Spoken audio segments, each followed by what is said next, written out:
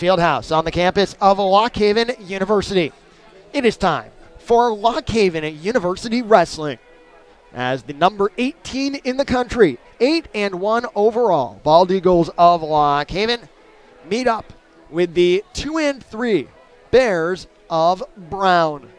A warm welcome to those of you listening on the Bear Country Sports Network, as well as those of you watching on the Havencast YouTube stream. I'm Jonathan Schwab.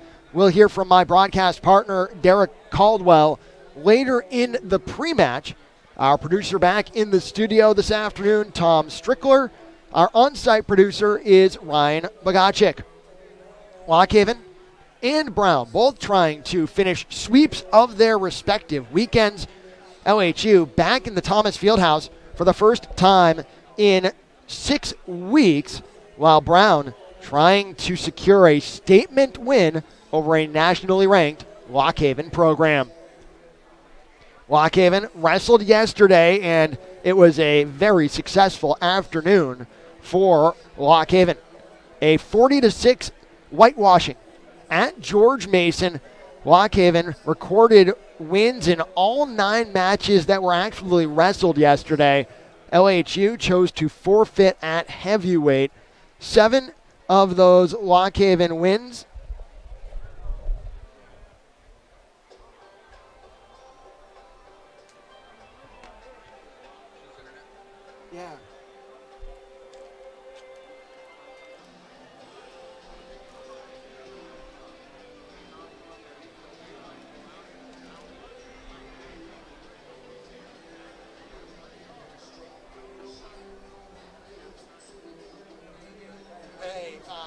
My fault. Internet issue caused by me. I'm good now. No, I started the broadcast and then the internet dropped because I forgot to turn it over to the hotspot instead of the universities.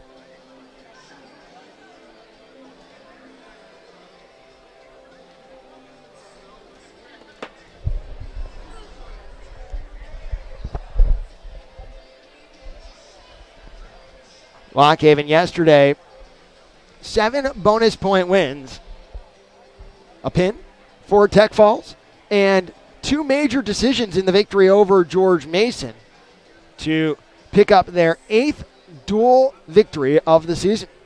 Brown, meanwhile, a 33-12 win at Franklin and Marshall, and they followed that up by traveling to Lewisburg and winning on the road at Bucknell yesterday, 18-13. 4 different wrestlers with 2 wins apiece yesterday, including at 157, Justin Stoudemire, as well as contributions from other wrestlers. Tucker Ziegler had 2 wins. Their heavyweight, Ian Butterbrought, with 2 victories. And at 133, Hunter Cosco picked up 2 triumphs as well. When we come back, we'll have our pre-match interview with Lock Haven head coach Scott Moore. You're listening to Lock Haven University Wrestling on the Bear Country Sports Network. Food and fun with friends and family when you go to Haywood's on the Green in Mill Hall. With a large bar and their big screen TVs, Haywood's is where you should go to catch the game with your buddies. Their spacious dining room and kids menu make them a family favorite too. Ask Haywood's about their special banquet menu for events in a ballroom capable of hosting parties up to 200 people. 570-748-8402 at 748-8402 for reservations. Or check them out online, haywoodsotg.com, and on Facebook and Instagram. Dr. Jason Madigan at Sport and Spine Chiropractic Rehab, not just a chiropractor, but also a nationally certified strength and conditioning specialist. Sport and Spine Chiropractic Rehab, providing comprehensive evaluations and programs for musculoskeletal injuries, including post-surgical rehab, injury prevention programs, and strength and conditioning programs. 570-858-5645 or visit their Facebook page today for more information. Optimize your health and performance. 8 North Grove Street, Lock Haven. Lock Haven University. The Haven, an affordable, top-level education in the heart of Pennsylvania. Small class sizes and the courses you need to achieve your dreams. The perfect environment to turn your passion into real success in the real world. Lock Haven University. Follow your passion. Embrace your possibilities. We've got you covered. Find out more at our new website, lockhaven.edu. Your child deserves the best, and that's why you should choose Schuchert Orthodontics. Starting February 1st, Dr. Joe Schuchert and Dr. Damian Mariano, a Jersey Shore native, will open their state-of-the-art office at the McLatin exit off of Route 220, and they want you to call now.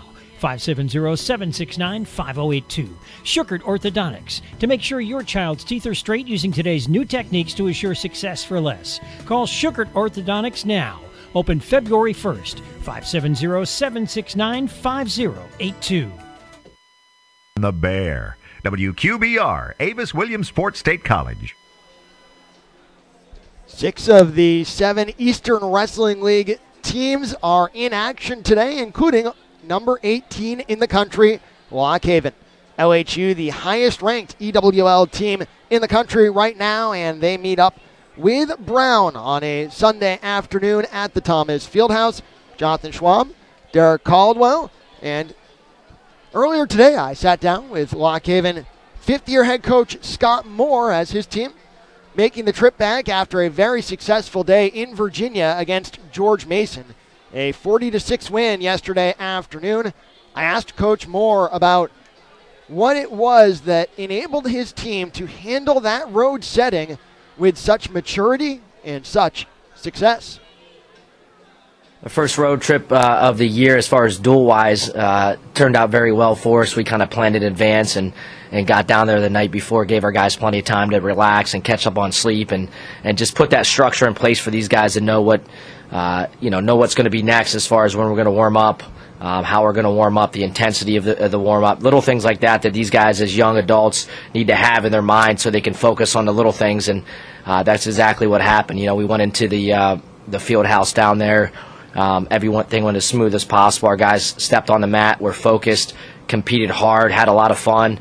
And really up and down the lineup, you saw our guys doing a lot of consistent things with their takedowns or finishes, and our top work continues to improve with, that you could see with the tech falls that we had yesterday and throughout the year. So just getting these guys in that structure and this routine for away trips, making sure they're in bed at the right time, making sure they're eating the right things, and making sure they're getting a good warm-up in. And that was something that I thought went really well for us in the George Mason match, and it showed with the results.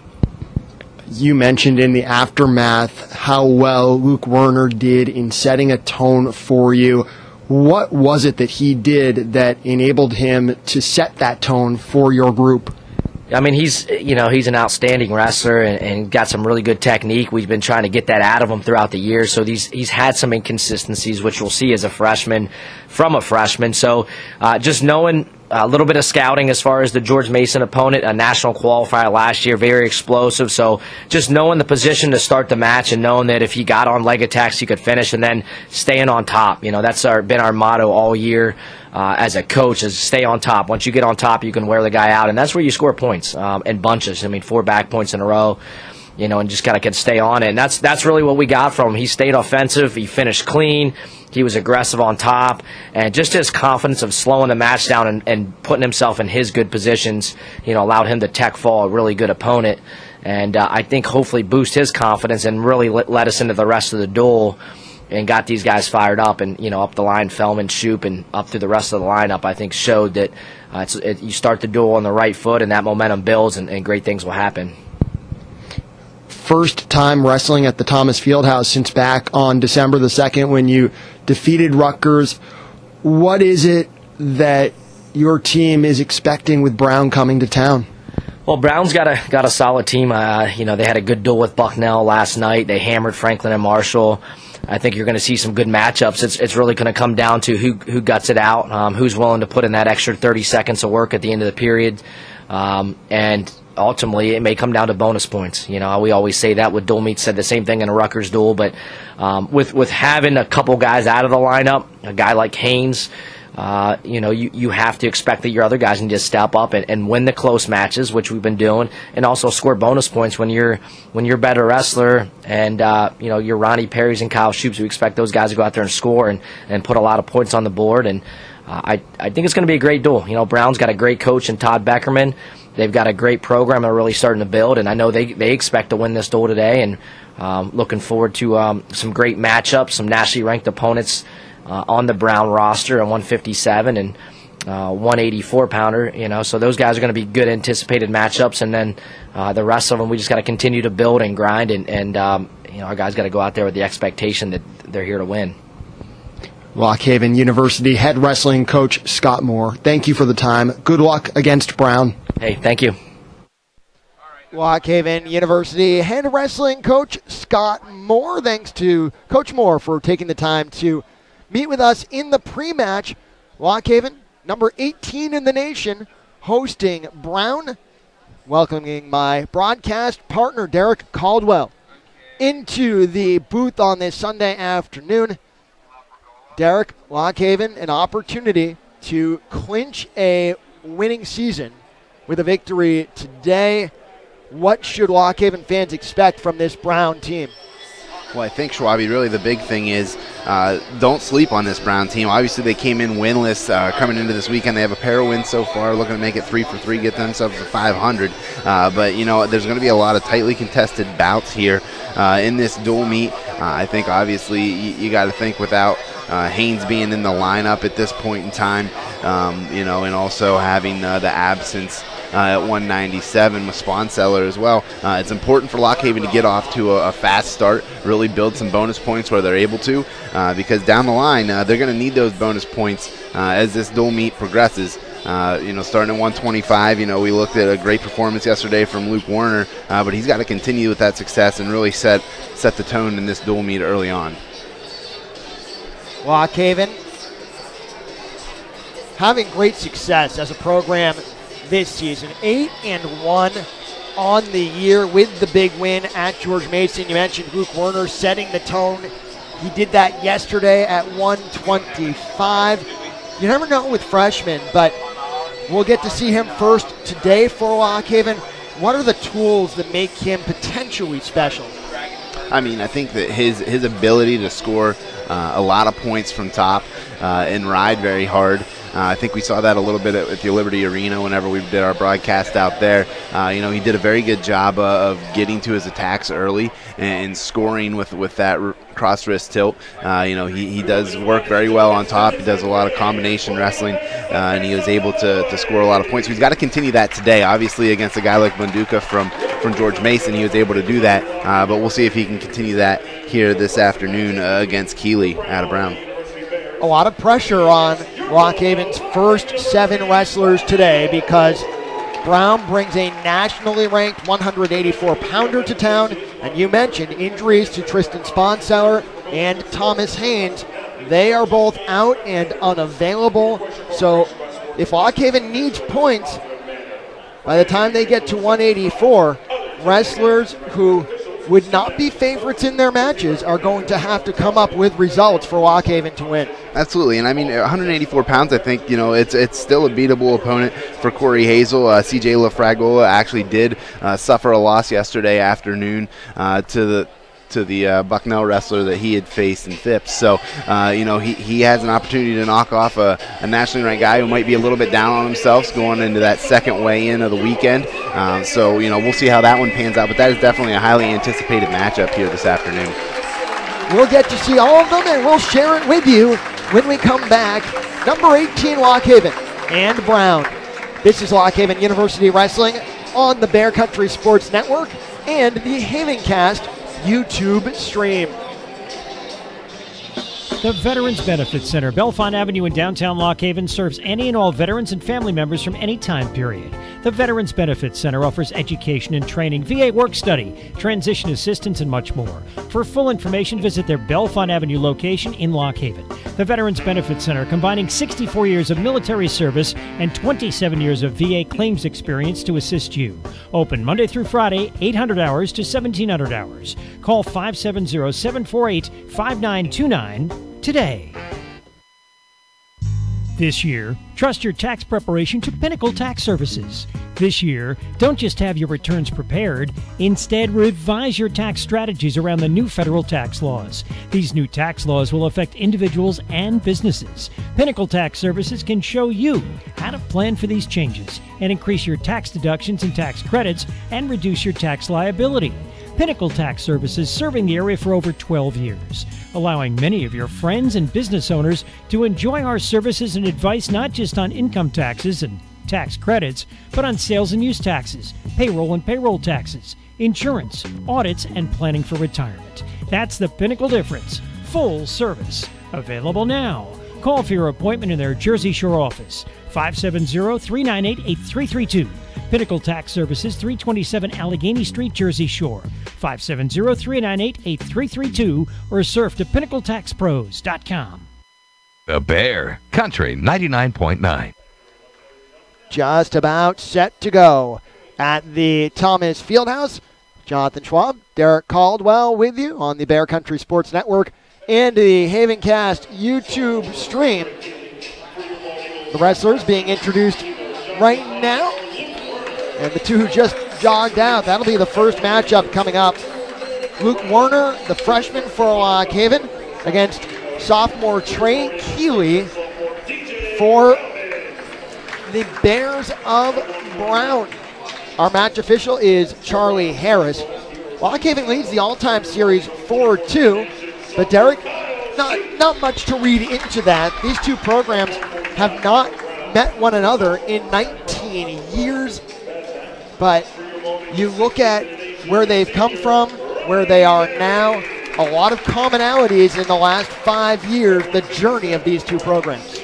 Yeah, absolutely. I mean, you look at Brown, they've had some highly touted guys that they've been able to bring in. Had a few individuals that were able to make it onto that All-American podium. Same for Lock Haven, had a couple breakthroughs, most recently Dan Neff being able to get on that All-American podium. But really right now, these are two programs that were in similar positions last year, kind of at that 500 marker. And really the trajectory of Lock Haven has really sprung higher than Brown's for this year anyways. A lot of nationally ranked guys that are vying for some of those wild card spots or maybe to steal a spot in March come EWL championship time. But we'll see how things pan out today. Like we said, 97 and heavyweight, they're going to be toss-ups in the sense that we don't know what the team score is going to be when we come into those last two weights. Obviously we're hoping that Lock Haven's able to make such a large gap that it's not going to matter, but it's definitely going to come down to the guys early on getting off to a fast start and really building that LHU lead.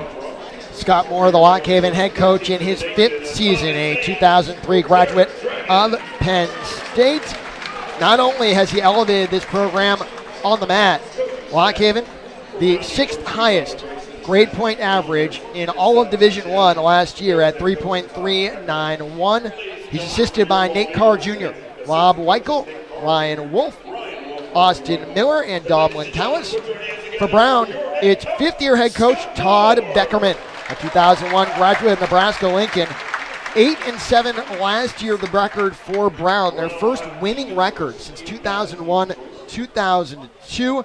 And as you would expect from an Ivy League school, they had the 2nd highest grade point average in all of Division I. So the 20 kids we watched today, we're going to see some very sharp minds. Yeah, and that's great. That's just well-rounded teams. It's not just about what you do on the mat, but it's what you're able to do in the classroom.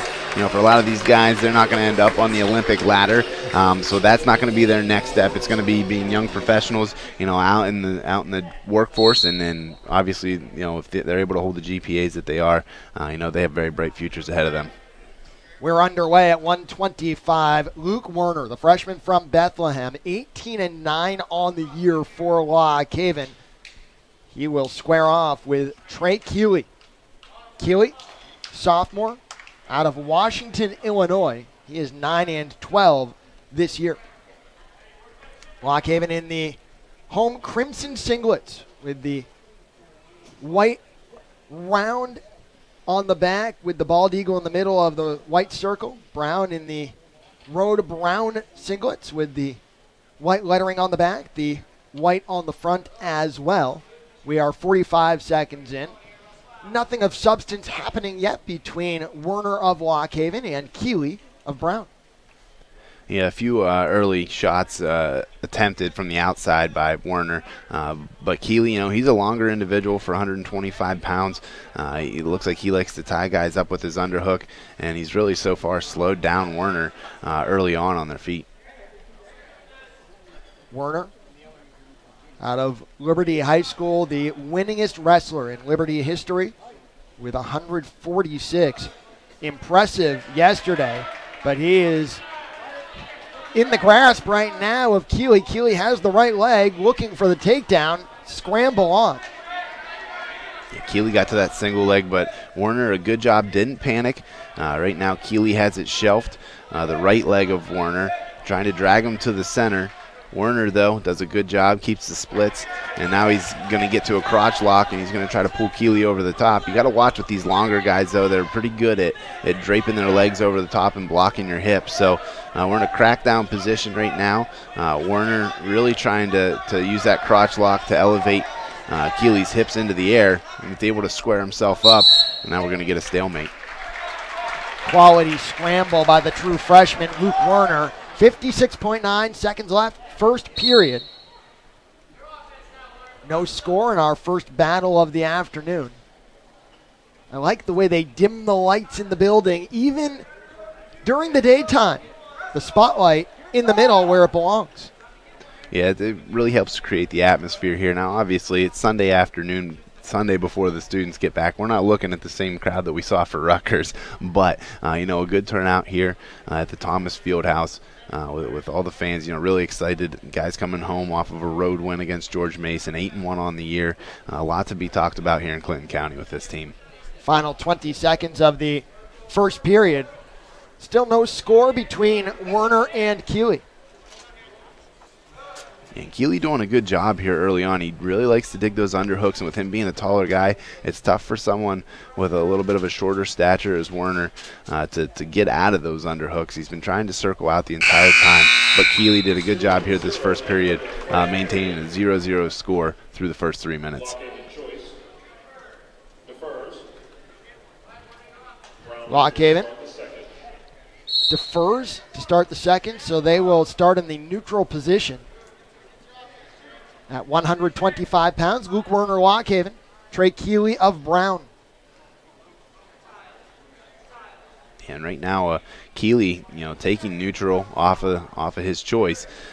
So it might be a little bit of a tactic here by Coach Beckerman. He understands how, well-versed Werner is in top position and doesn't want to let his guy get stuck underneath. So we'll see how things go here to start the rest of this match, really.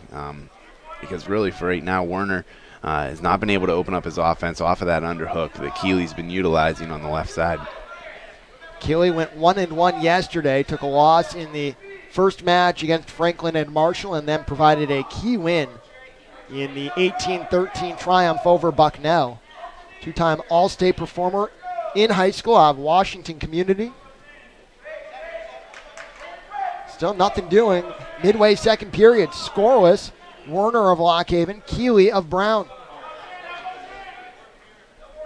And right now for Werner, he needs to find a way to create his offense. He's just allowing that underhook to come in a little too easy. He's got his elbow raised on the right side, and then it's really causing a problem. But now here, puts Keeley to his back, able to get a count. He's got a tight waist. A nice little, basically, drop double, dropped to both knees and drove across. Got the takedown, got 2 back points. Great job by Luke Werner to open things up here almost through the entire second period. Lightning out of nowhere for Luke Werner. He's up 4-0 and beginning to build some riding time in the final 15 seconds of the second period. And right now, Werner just hanging tough on the edge of the mat. I think Coach Moore just wants him to run this clock out and get to the third period. And that was what he needed too. He had to get that takedown, because with a longer guy like Keeley, you really don't know what you're going to see from him in the top position. I'm guessing he's going to throw some boots. He might, be able to run cross-face cradles on the far side of his body. I haven't seen this kid wrestle before, so for Werner, though, it's got to be that first move off the whistle to get himself up and out. And Not only did he get up and out, he got up and around for the reversal and a 6-0 lead right off the bat. Luke Werner early in the third, and now he's got to have bonus points on his mind. Yeah, right now, he's going to grind this guy down a little bit, build that riding time, get it over a minute. Keeley really right now just basing out. But if you get that riding time built up and almost locked in, you can cut him, try to go for the takedown if you haven't gotten a turn already. A lot of options right now for Werner as he really extended his lead here in the last minute of this match. Riding time now up over a minute for Luke Werner. What do you think is the best avenue to a major decision right now? At this point, I think you ride him until there's about a minute left in the period. He's got this cross face that he's starting to run. He's looking for a cradle here. He's got it rolled up pretty tight. Longer guys like that are just tough to cradle up. Once you get another 10 or 15 seconds or so, get that riding time locked, cut him, try to get that takedown. You get that 9-1 win. That's really, I think, the avenue that he's got to take. He's got this guy pretty well worn out, though. A stall warning against Keeley, and Werner will let him out and goes right to the move, and there is the diagram. Werner's going to let him out again. I'm not sure that you want to let him out one more time, and not a great benefit. Well, I don't think he awarded the escape the first time. He cut him so quick and got to the leg that fast that the ref said he didn't break contact. But, for me, I thought, he let go of him and he faced him. That should have been enough to warrant an escape, but he has to go. I guess the official didn't see it that way. So that's interesting. With 8 seconds left in the third, Lock Haven may rue the bonus point that they are apparently not going to get. But Luke Werner, in the focused picture of his performances this weekend after what he did in the Tech Fall victory over Ibrahim Banduka yesterday of George Mason, this 7-1 win with the 149 of riding time, very impressive. Yeah, it was a solid performance, and really I thought he had that escape and takedown because he did cut the guy. They broke contact. He threw his hands back like, hey, I'm not touching this guy. Got right in on a double leg before Keeley could react. But they didn't award it. They didn't see it that way. So only 3 points for the Bald Eagles, but a solid performance nonetheless for Luke Werner. Lock Haven up 3-0 overall as we head to 133 pounds for Lock Haven. DJ Fellman, redshirt sophomore from Warren, PA, 18-11 on the year. For Brown, Hunter Costco, 10-7 this season. Costco, a freshman out of Canal Fulton, Ohio. Fellman in early, able to get to that low single, and now he's trying to work through the back door. But Costco doing a good job. I think we got to watch the knee here. Good job by the official to get in position to call that potentially dangerous. Costco had the heel on the outside of the knee and started to wrench upward. Just a safety precaution there. You can tell when you're on the air with a former wrestler. I could hear the urgency begin to rise in your voice. You know when a guy is in a scary position. Yeah, you get uncomfortable watching it. Maybe Fellman didn't feel like it was a bad position for him. Some guys are more flexible than others, but when you see that, you never want to have one of your guys in a precarious position. Nearly a minute in, first period, 133 pounds. No score between Fellman of Lock Haven and Costco of Brown. 3-0 Lock Haven overall.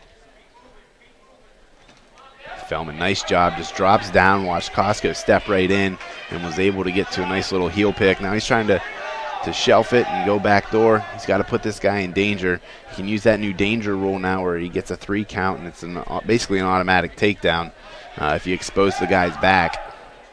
But Costco doing a good job just holding on to that ankle and trying to get to a crotch lock. And he's really stalemating the position. But a good job by Fellman now to finally step over that bottom leg. And now he's going to look to get that count. He's got to be careful against a guy like Costco, though, who is much rangier than him. And now we get the takedown. Good job by Fellman to just stick with that position and continue to work. A minute-long scramble translates into points for DJ Fellman. He's up 2-0 with a minute left in the first period. Fellman working for back points. He's getting the count from Charlie Harris. And he will add on to his lead. Nice little roll through tilt there. He had almost a ball and chain situation for those of you listening at home that understand what that is. And really he baited Costco to reach over top of that ankle, and when he did, he just flicked his shoulder over and got a nice little roll through tilt and was able to pick up 4 back points. 6-0 the Fellman lead. 26 seconds left in the first period. Fellman looking for more back points. Has Costco in a bad spot. The count is on. He's doing a really good job with that wrist. He's pulling it right between the leg. And a longer guy like Costco, really he's just not able to get that wrist away. His body kind of allows for him to have his wrist that long, as he's got those long rangy arms. End of the first period, 10-0 DJ Fellman with 1:14 of riding time. Costco 2-0 yesterday. Off to a nice start, 10-7 on the year, but all business from Mr. Fellman in the first 3 minutes. Yeah, and just a smart move by Fellman too. He just is able to get that many turns early on in his ride. So, go top again. They're going to defer to you, take top, and go to what you know. So we'll see if he's able to get to a couple more turns and finish this thing with a technical fall.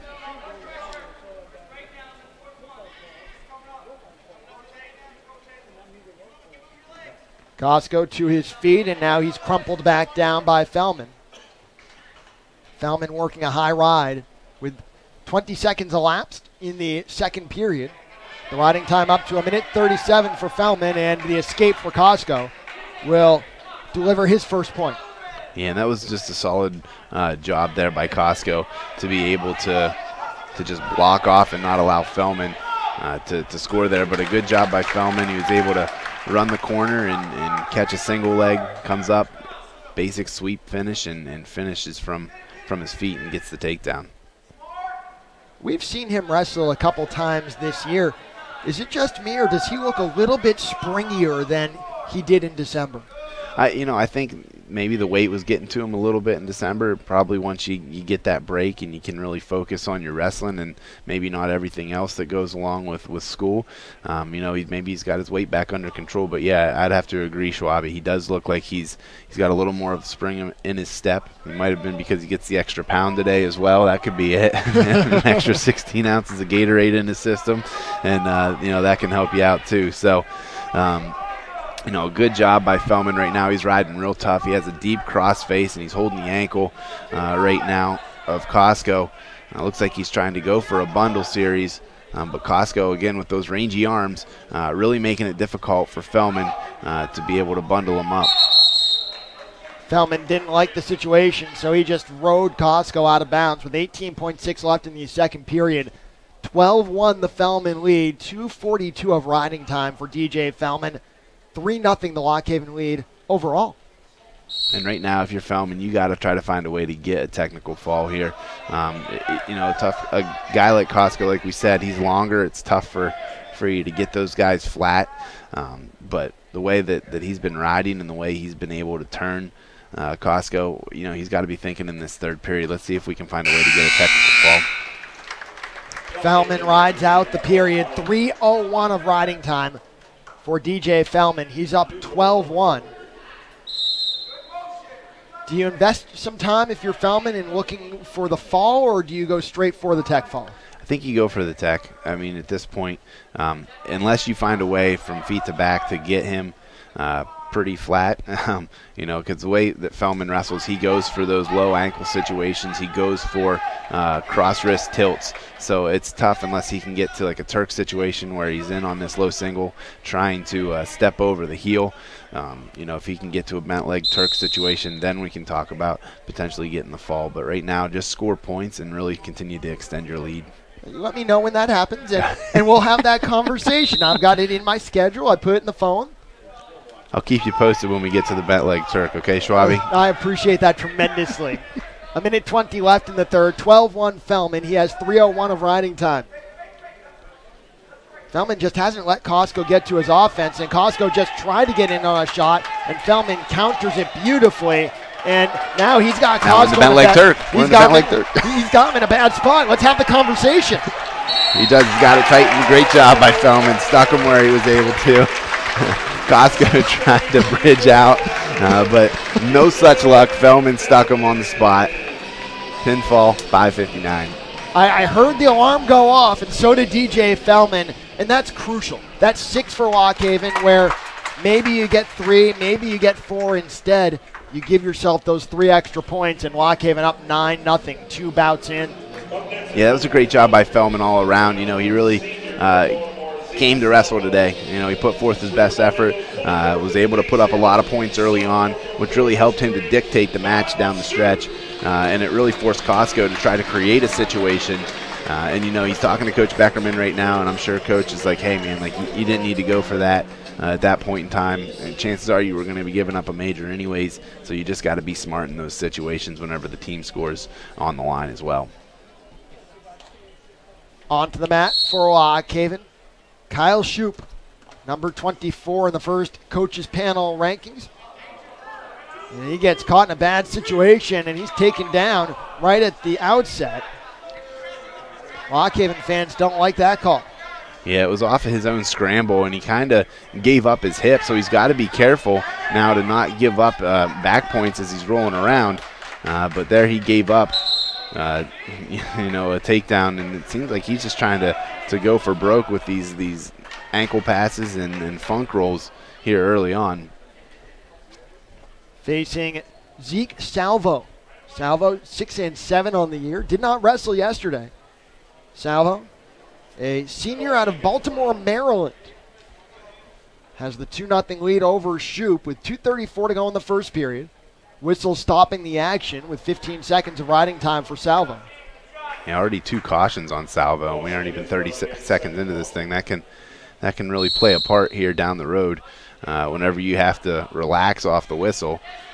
Now Shoup back hooking the ankle of Salvo, and really this bottom work that he's doing early on, definitely uncharacteristic, whatever it may be. But he's just trying to, it looks like he's trying to create a reversal essentially so he can get to top, but there's no real need for that early on. It's not like you have to go for broke or anything.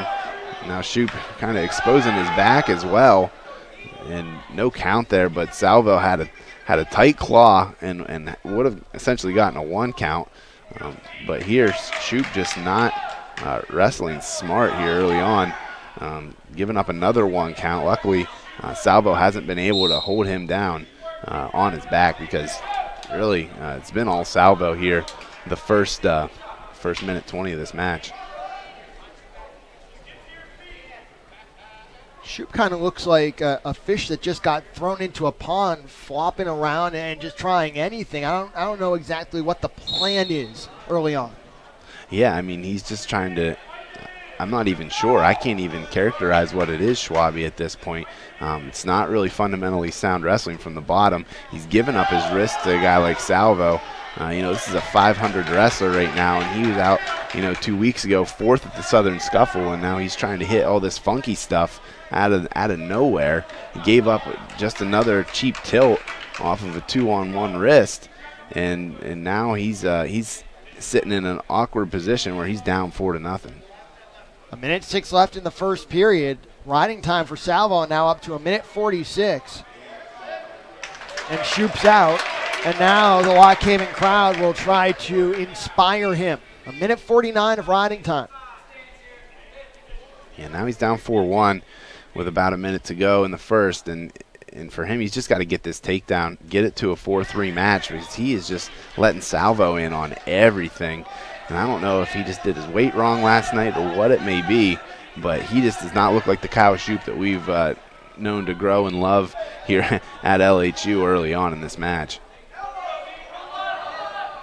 A little too generous, a homeowner right now. Yeah, he's got this crossface now. Now he's got the takedown. Let's see if he can get to work on top. So now we're in a 4-3 bout. Got to work off this riding time, though, as Salvo has about 1:40. So ride out this first period if you can get to a quick 2 points off the top position. But right now, Shoup, pretty fortunate to be in a match that he's only trailing by 1. after the first period. Better discipline in that late first period scramble from Shoop. He's within 4-3. The riding time for Salvo down to 1:29. Yeah, and right now, for Shoop, he's going to have to go back to his feet, try to get another takedown here. But Salvo, he's really done a good job here early on. He's taken advantage of the opportunities that Shoop has really granted him. He's been able to get a takedown and a couple of back points. But now Shoop's in the match. Let's see if he can get himself another takedown and score himself a lead here and go to work on top. There he gets to a nice single leg. Salvo, though, able to square up nicely. Shoop, though, he's getting to a crackdown position, working towards a crackdown position anyways. And now he's got to get height, does a good job of that. Turns in, gets a takedown, takes that 5-4 lead. Great job by Shoop.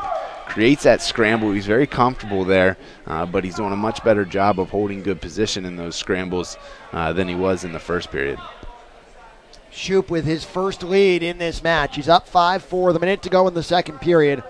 1:09 now the riding time for Salvo. It's coming down. Shoop looking for some back points, and he's going to generate them as he gets the 4 count, and he has settled in and calmed down. Yep, now he's up 9-4. Great job, responding whenever a lot of times guys choose bottom. Shoop doesn't get that luxury very often. Last year some guys didn't know about his top prowess, and now I think everyone at 141 pounds, especially after the Southern Scuffle, is well aware of what he's capable of doing, from the top position. So a lot of times they're going to pick neutral against him because they know if he gets that cross wrist, you're going to go for a ride. Now, again, he's got that cross wrist sucked tight, pulls it back, and he's going to get another 4 count. Oh, now he only gets 3. Salvo made a liar out of me. They only put 2 up on the scoreboard. We'll have to confirm. Yeah, it was only a 3 count, so he only got the 2 back points there. So, but a good period, solid period by Kyle Shoop. Outscores his opponent 8-0 with a takedown and 6 back points. So now Shoop can turn his attention in the third to generating bonus points. The riding time is no longer in play. Yeah, 3 minutes up on the clock for the third period. They got it adjusted down now. Shoop took top, though. You might as well, try to get that riding time in your favor. Salvo only had 8 seconds of riding time going into the third period. So if Shoop rides tough, he can get the riding time point, which will put him in position for a major. If he can get a couple of turns here, he could work towards a tech. So a lot of options right now for Kyle Shoop, but he's got to stay vigilant on top and work to get this guy flat before he gets to that cross wrist. Shoop's riding time rises to 30 seconds with 1:21 left in the third. 11-4 the Shoop lead. Salvo to his feet. Shoop is able to bring him out of bounds with 1:14 to go in the third. Yeah, just kind of a situation where you have to know where you are. He didn't really have much, just pinching elbows on Salvo's hips and just created basically a roll situation that forced both wrestlers out of bounds with no position lost. On the restart, Salvo cannot work to his feet. Shoop has him wrapped up. Now looking to position the Brown senior. Good job by Shoop. Just keeps driving Salvo over his right elbow, looking for that cross wrist. Salvo short sits, but Shoop follows nicely behind. And there he's got the wrist. He's got to be smart, though. You can't pull him straight back on top of you, Shoop. And he receives encouragement from the Lock Haven coaching staff after he perceives exactly what you were talking about. 30 seconds left in the third. If this holds, it would be a major decision, but Shoop has to keep Salvo down. Yeah, you can't give up the escape here, or else that riding time point that he's going to receive is going to be nullified. So 15 seconds to go here. He's just hand fighting right now, holding tough behind Salvo's hips. There he's able to get the cross wrist. He's got Salvo flattened out. He's got to do a good job of pinching the knees here and not allowing Salvo to get to his feet. Holds tight behind and doesn't give it up. Good job and a solid ride by Shoup to pick up that major decision at 141 pounds. Kyle Shoup with the third period ride to take home a 12-4 win as he scored the last 12 points of the match, and Lock Haven now up 13-0 in the overall. Solid performance by the LHU Grapplers and the lightweights. It's exactly what they needed. Bonus points and wins across the board.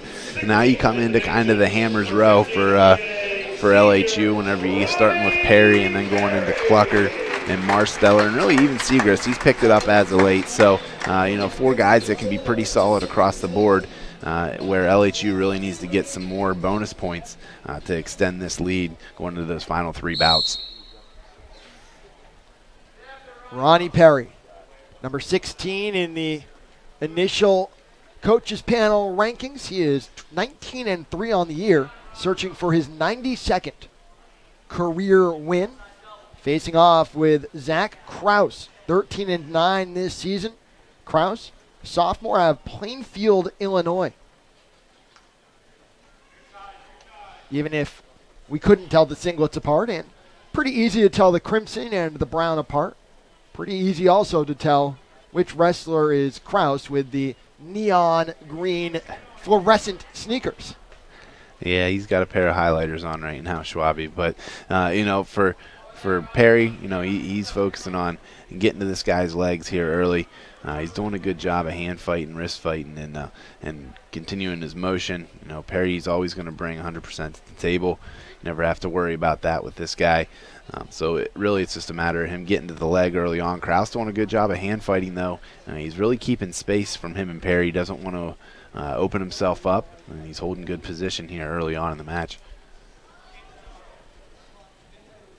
We talked about the mental capabilities, the academic prowess of each of these schools. Brown, 2nd in the country in GPA last year. Lock Haven, 6th.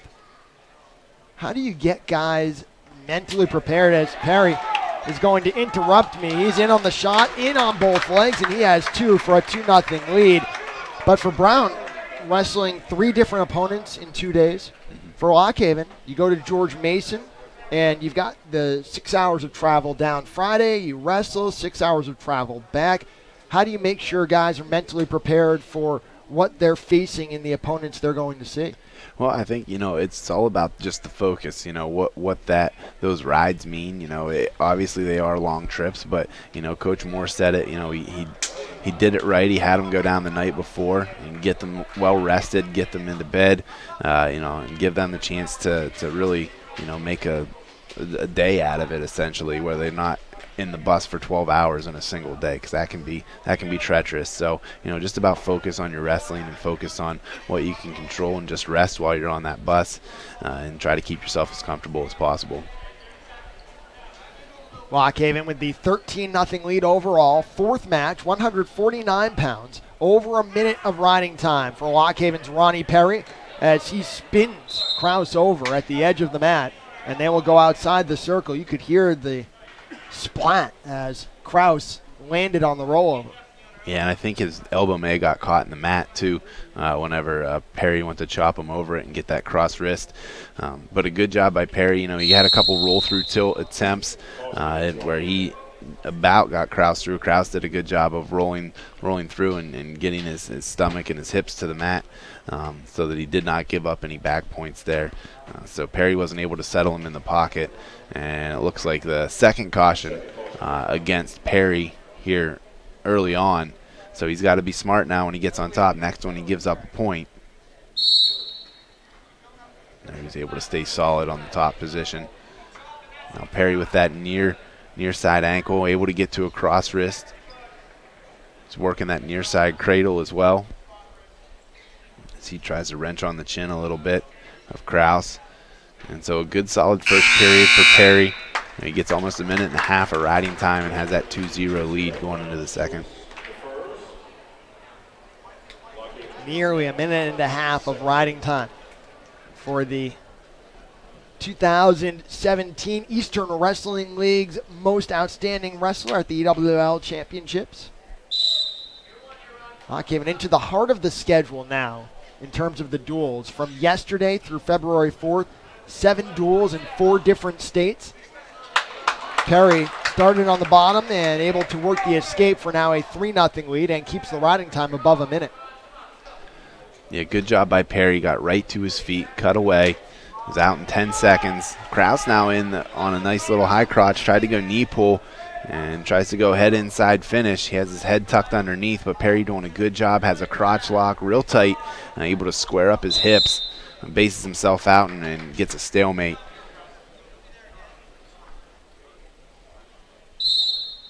Whistle resets the wrestlers with 1:21 left in the second period.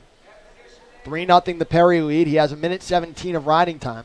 13-0 Lock Haven overall as we near our halftime break. One more battle, and it'll be a good one. At 1:57, Alex Clucker, Lock Haven, Justin Stoudemire of Brown. Yeah, that one will be an exciting one, absolutely. I think, with Clucker's kind of his tenacity, his early start that he's had to the year, and Stoudemire, he's a veteran who's seen a lot. He was really on a steamroll a couple of years ago till he suffered a knee injury at the NCAA championships. So that's kind of slowed him down since, but he's still, like I said, a wily vet who has a lot of know-how when it comes to the sport of wrestling. Great job by Perry. Here you just saw a nice little step away essentially, and he's able to go behind. Kraus went for that high crotch shot that he looks to go for a knee pull with, and Perry literally just lifted his foot and went around behind. Beautiful job of transitional wrestling by Ronnie Perry. He will aim to ride out the second period, leading 5-0 over Brown's Kraus. They go outside the circle with 2.6 seconds left. A respectful applause from the Lock Haven fans in attendance. As you said, Derek, with school not quite back in session, a significant percentage of this afternoon's crowd, community members, excited about what's going on with this program. Yeah, I mean, you gotta like where the team's at right now. Really, at this juncture in the season, they have, I believe, a half a dozen meets left after this afternoon, so a chance for them to really take reign and see how far they can make this thing go. A couple quality ranked opponents coming up, in Ryder, Edinburgh, and Cornell. So some challenging tasks ahead for LHU, but ones that I'm sure that they're going to welcome with open arms, as these guys have really been rolling throughout this entire 2017-2018 campaign. Perry able to come around for another 2-point takedown. And now in position for bonus points again, as if you're Scott Moore, with the exception of Shoup's first period, this is all the script. Yeah, this is exactly what you wanted. You wanted that fast start. We talked about 13-0 on the match scoreboard, and Ronnie Perry in control, looking for bonus points as well. Right now he's pretty much got his riding time locked, and he's going to look for some turns. I think, if he doesn't get a turn here soon, maybe you would have went for cutting him, but at this point now, he's going for that bow and arrow, and he's got it pretty deep. He's got to take his time with it and take it over top of the hip. He's got it pretty close. Just keep driving. But Kraus right now, he's really writhing in some pain. But, if you don't like the pain, you just go over that. That's as simple as that. He'll stop wrenching on your ankle if you just roll over. And that's really what Perry's looking to do. He's got to ride out at this point now, though, to get that major decision with only 25 seconds to go. But a solid job by Ronnie Perry here. Just a workmanlike effort to get this major decision. That's the word for it. Workmanlike, businesslike. Lock Haven has just taking care of what a nationally ranked team should take care of all weekend long. Ronnie Perry trying to finish off the ride as he has over 3 minutes of riding time. He will do just that. An 8-0 win with the riding time point for Ronnie Perry. And overall, it is now 17-0 Lock Haven. Yeah, solid performance by Ronnie. He really shut down Kraus, didn't allow him to create an opportunity for himself in this match. there never really was a chance for the Brown wrestler and Kraus to get to his offense, as Perry really, the only time that Kraus got to his leg, was able to squash that quick with a stalemate. At 157 for Lock Haven, Alex Clucker, the redshirt sophomore from Somerdale, PA, 15-6 on the year against Brown's Justin Stoudemire, 17-7 this year. You mentioned NCAA qualifier both in 2015 and 2016. Stoudemire, a senior at Plymouth Meeting, PA. Clucker, not one of the 5 Bald Eagles listed in the initial coaches panel rankings. So this is the kind of potential win that can draw him some positive ink. Yeah, and this is one of those matches that you want to see a guy like Alex Clucker in. You want to see him, wrestling these nationally ranked guys, get him a chance to really springboard himself into that conversation of the top 33 guys in the country. We think he's capable of it, but it really, for him, he's got to woo the voters at this point in time, with only about, 2 to 3 weeks in his dual meet schedule left. Then it's really up to whatever his draw comes to the EWL, and looking to win that at 157 pounds. Stoudemire wearing the white sleeve on the left leg. 2 years ago, 30-10 on the year, first team All Ivy League. He was a tremendous 13-1 in duels 2 seasons ago. Yeah, and that's really, that's the season we talked about that he kind of made his leap onto the scene. I believe he was seeded one of the top 8 guys at the national tournament. But like we said, that knee injury, you see him sporting that knee brace on his left leg, or that sleeve rather.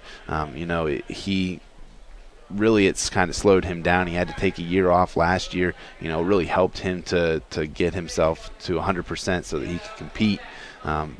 But still, he's a guy that's going to be in that conversation, to be, at that NCAA tournament come March. Alex Clucker, described by the Lock Haven coaching staff as freak strong, trying to flex against the 2-time national qualifier Stoudemire. 1:16 left in the first period. No score. Overall, 17-0 Lock Haven. Halftime coming up next, and not a bad attraction out of halftime, Mr. Marstower. Always a pleasure to watch him. So creative, so offensive. It's fun to watch him, create the positions that he does, and, really brings this crowd to life, if there ever is a dull moment. I would imagine opponents find him offensive as well. They're not a fan, I'm sure. Last 40 seconds of the first period. Not a whole lot in terms of shots either way. Yeah, and Clucker's really tried to use that Russian tie to create his offense from side to side. But like we said, a guy who's a veteran like Stoudemire, he's not going to allow those situations to open him up. 20 seconds to go here in the first period. You can imagine that Stoudemire is going to go for something here. He doesn't want to have to ride too long, but still possess that 2-0 lead. A lot of the older guys, they'll do that. They understand the situations that they can create by scoring late in periods. Charlie Harris, the official, breaks that rhythm with 8.6 left in the first. Final 5 seconds. Nothing going either way. We are scoreless after 1. Solid period by Clucker. Really wasn't a lot of action, like you said. I don't think anyone touched one another's legs. But that's just a tribute to both of their position, how they're able to hold great position. Now it's just going to come down to who can really open the other one up and create some offense for themselves. Clucker will begin on top in the second period for Lock Haven.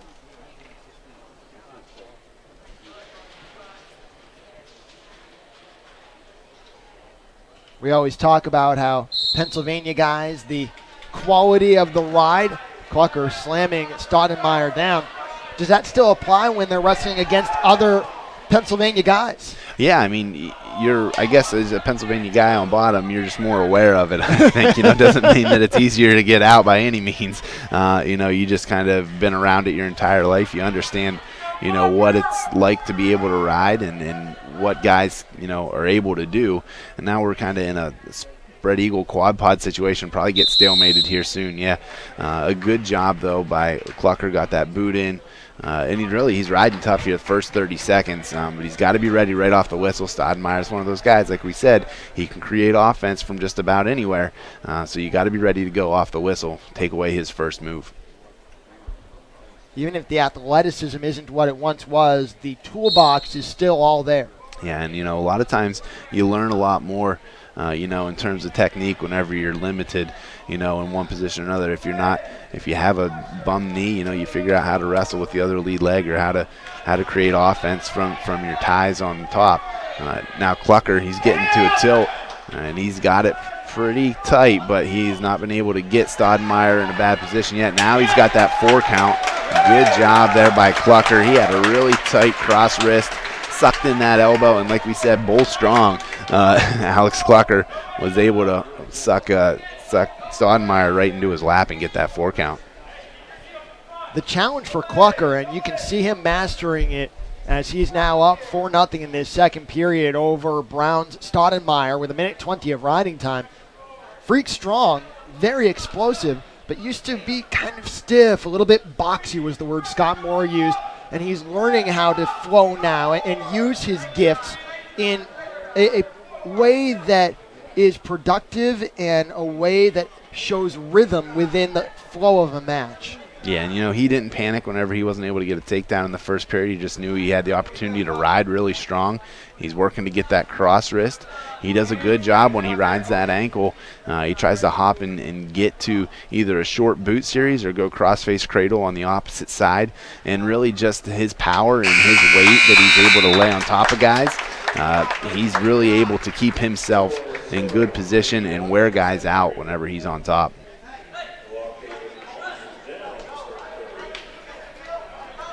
Stoudemire gets up after being ridden the entire second period, and he says, okay, I'm a Pennsylvania guy too. Let's see what he can do on top. Clucker and Lock Haven up 4-0. Yeah, and for Clucker right now, it's important that he continues to work on bottom, because Stoudemire, he's similar in the sense that he can get to those tilts and he can get to some different rides and stay strong on guys. So, it's only a 4-0 lead, and it can be tied up with one turn. So he has to make sure that he stays smart on bottom. He doesn't give up any cross wrists. He works to get to his base and get to his feet as often as possible, and really continue to work on Stoudemire, because he's in a good position to win this match, but he cannot rest on his laurels right now. You see Stoudemire tight on that right side, working to chop to get that wrist so that he can get a tilt himself. And right now he's starting to suck that wrist under, but he's also working solid with that spiral ride as well. Looking for back points. Clucker was able to roll out the first time and the second time. A minute to go in the third, still 4-0 Clucker. The riding time under a minute for Clucker. Yeah, and there's that nice little knee block that Stoudemire does, that he can try to roll through and use that half Nelson in the spiral ride to get to a turn. But Clucker, he's really strong, and he's holding position, but he cannot lay on bottom. He's already given up that stall warning about 20 seconds ago, and at the position the match is in, the official will give it to him again. So now that we got this really tight, reinforced bar arm here, and Clucker's got to fight and not give it up, because if he gives up the stall call and the count, now he's down 5-4, and we're out this match. 20 seconds left. Stoudemire trying to turn it. Clucker works out. Now trying to spring to his feet. The fans involved with 10 seconds left. Stoudemire rolls Clucker over, but Clucker will avoid the back points, and he will come out of this with a hard-earned 4-0 win.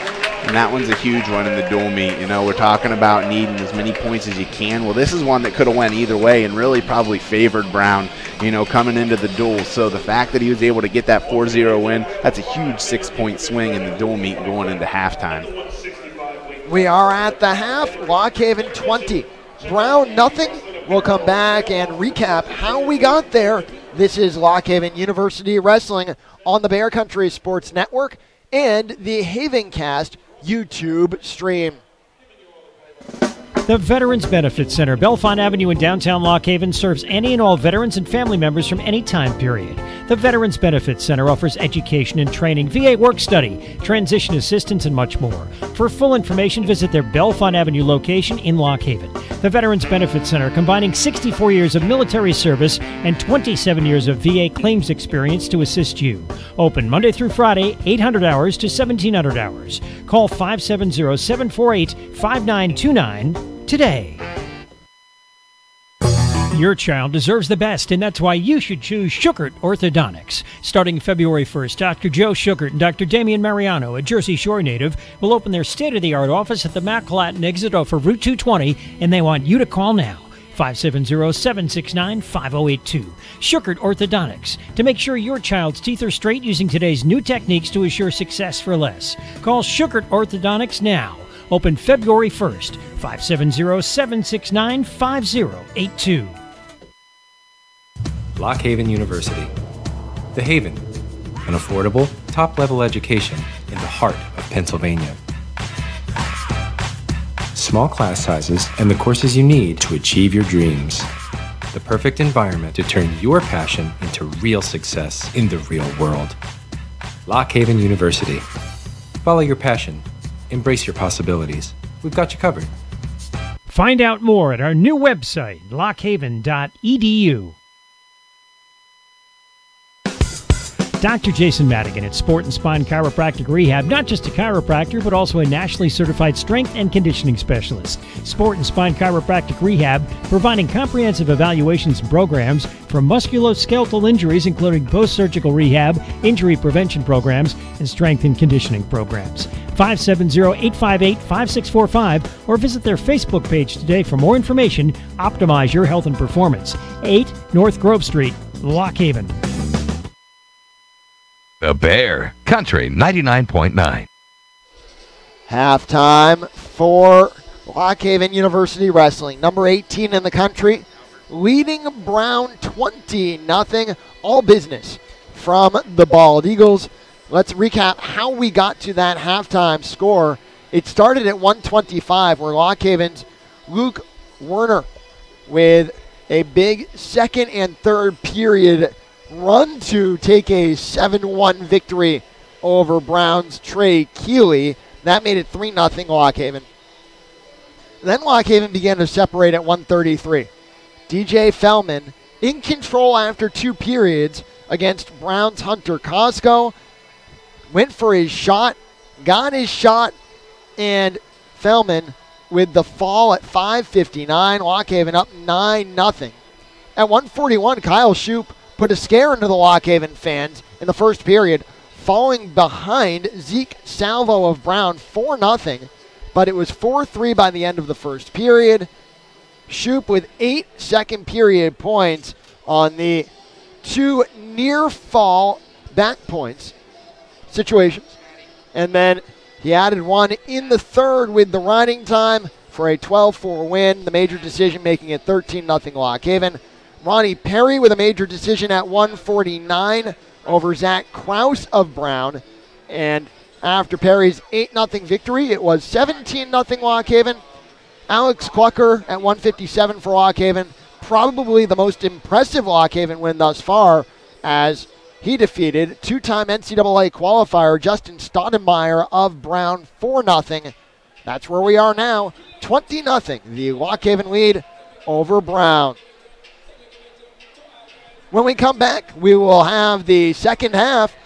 This is Lock Haven University Wrestling, presented by the Bear Country Sports Network.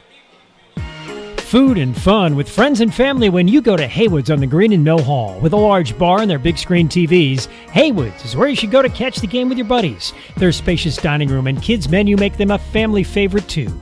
Ask Haywood's about their special banquet menu for events in a ballroom capable of hosting parties up to 200 people. 570-748-8402 at 748-8402 for reservations. Or check them out online, haywoodsotg.com, and on Facebook and Instagram.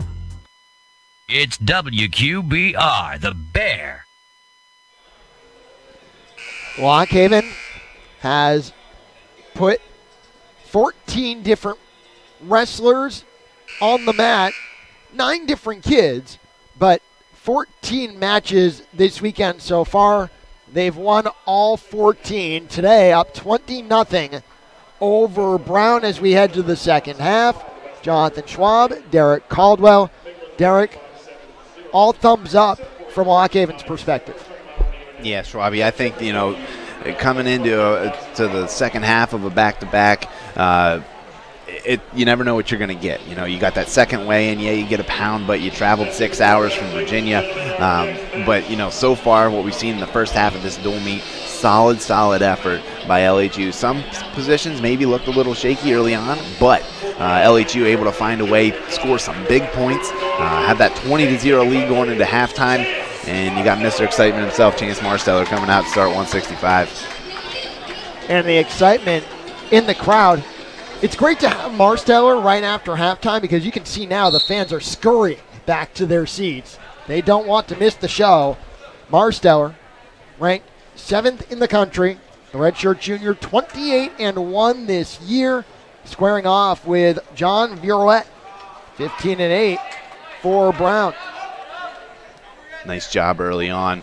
Marsteller using his little climb the rope series that a lot of guys like to do to get the corner against Virouette. Is able to get to that low single position. Now Virouette pushing away from the head of Marsteller. Marsteller shelving on the left side.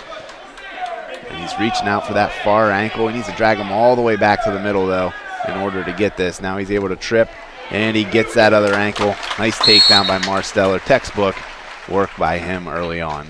To be fair to your analysis, most mortals would need to drag the guy back all the way to the middle. We're dealing with something different.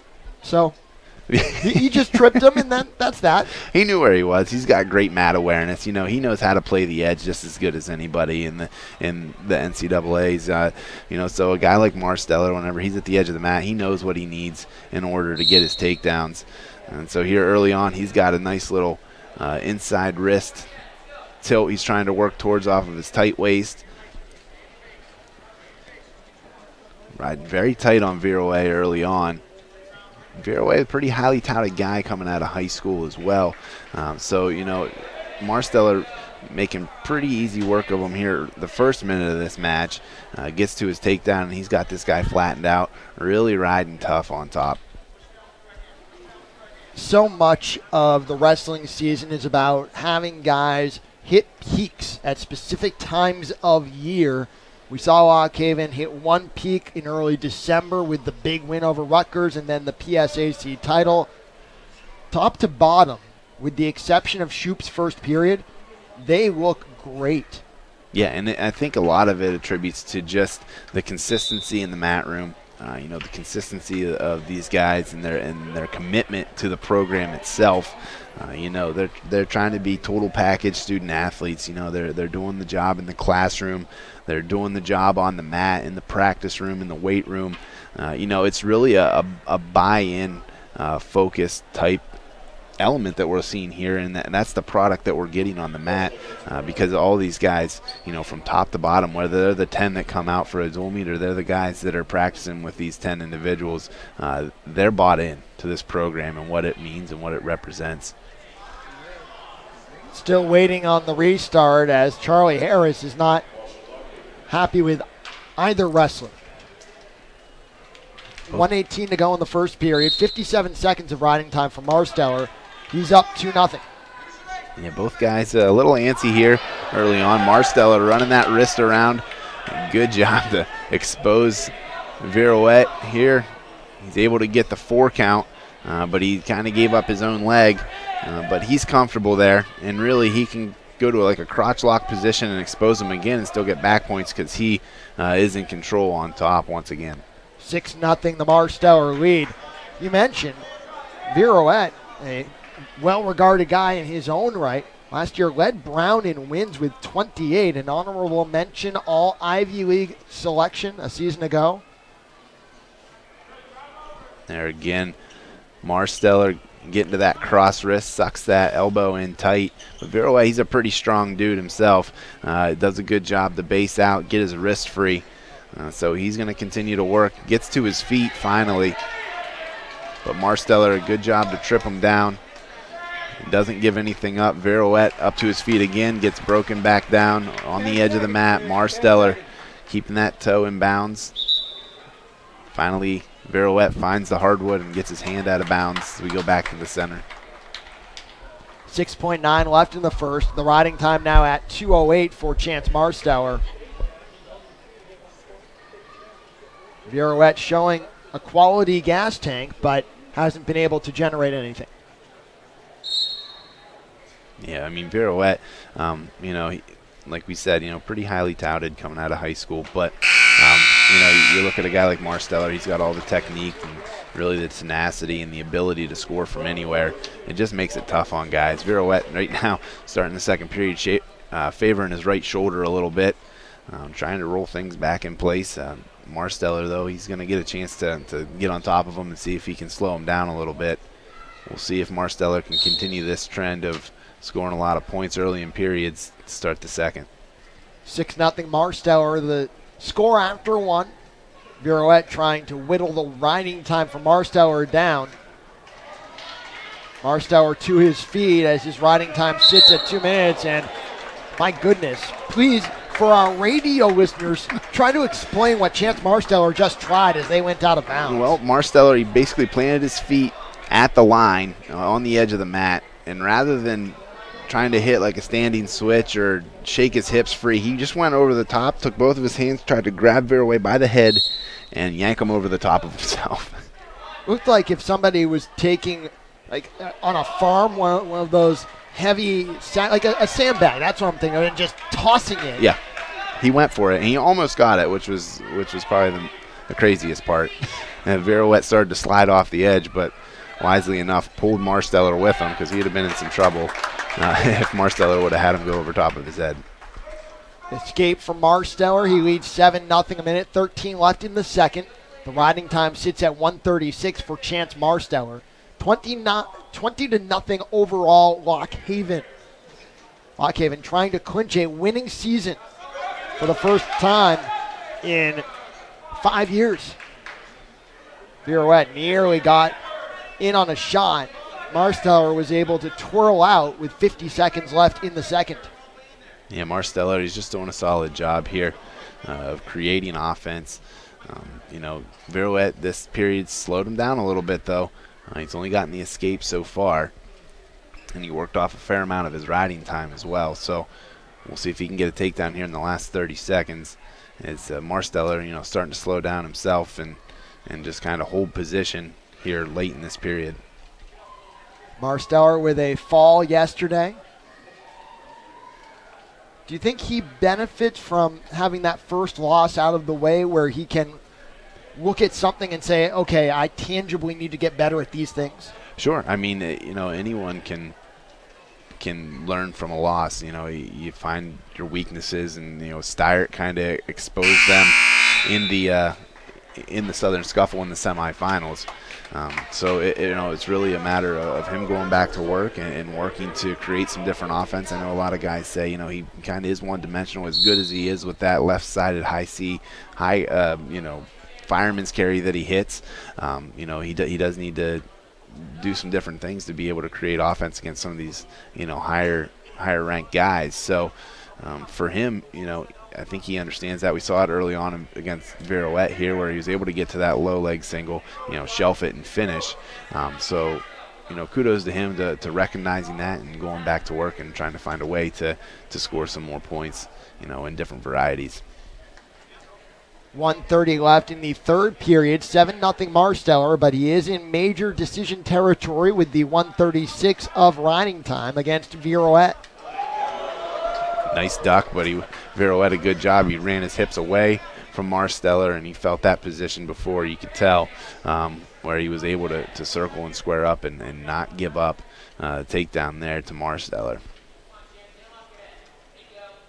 Virouette has shown some of the moxie that tells you why he is a highly regarded guy.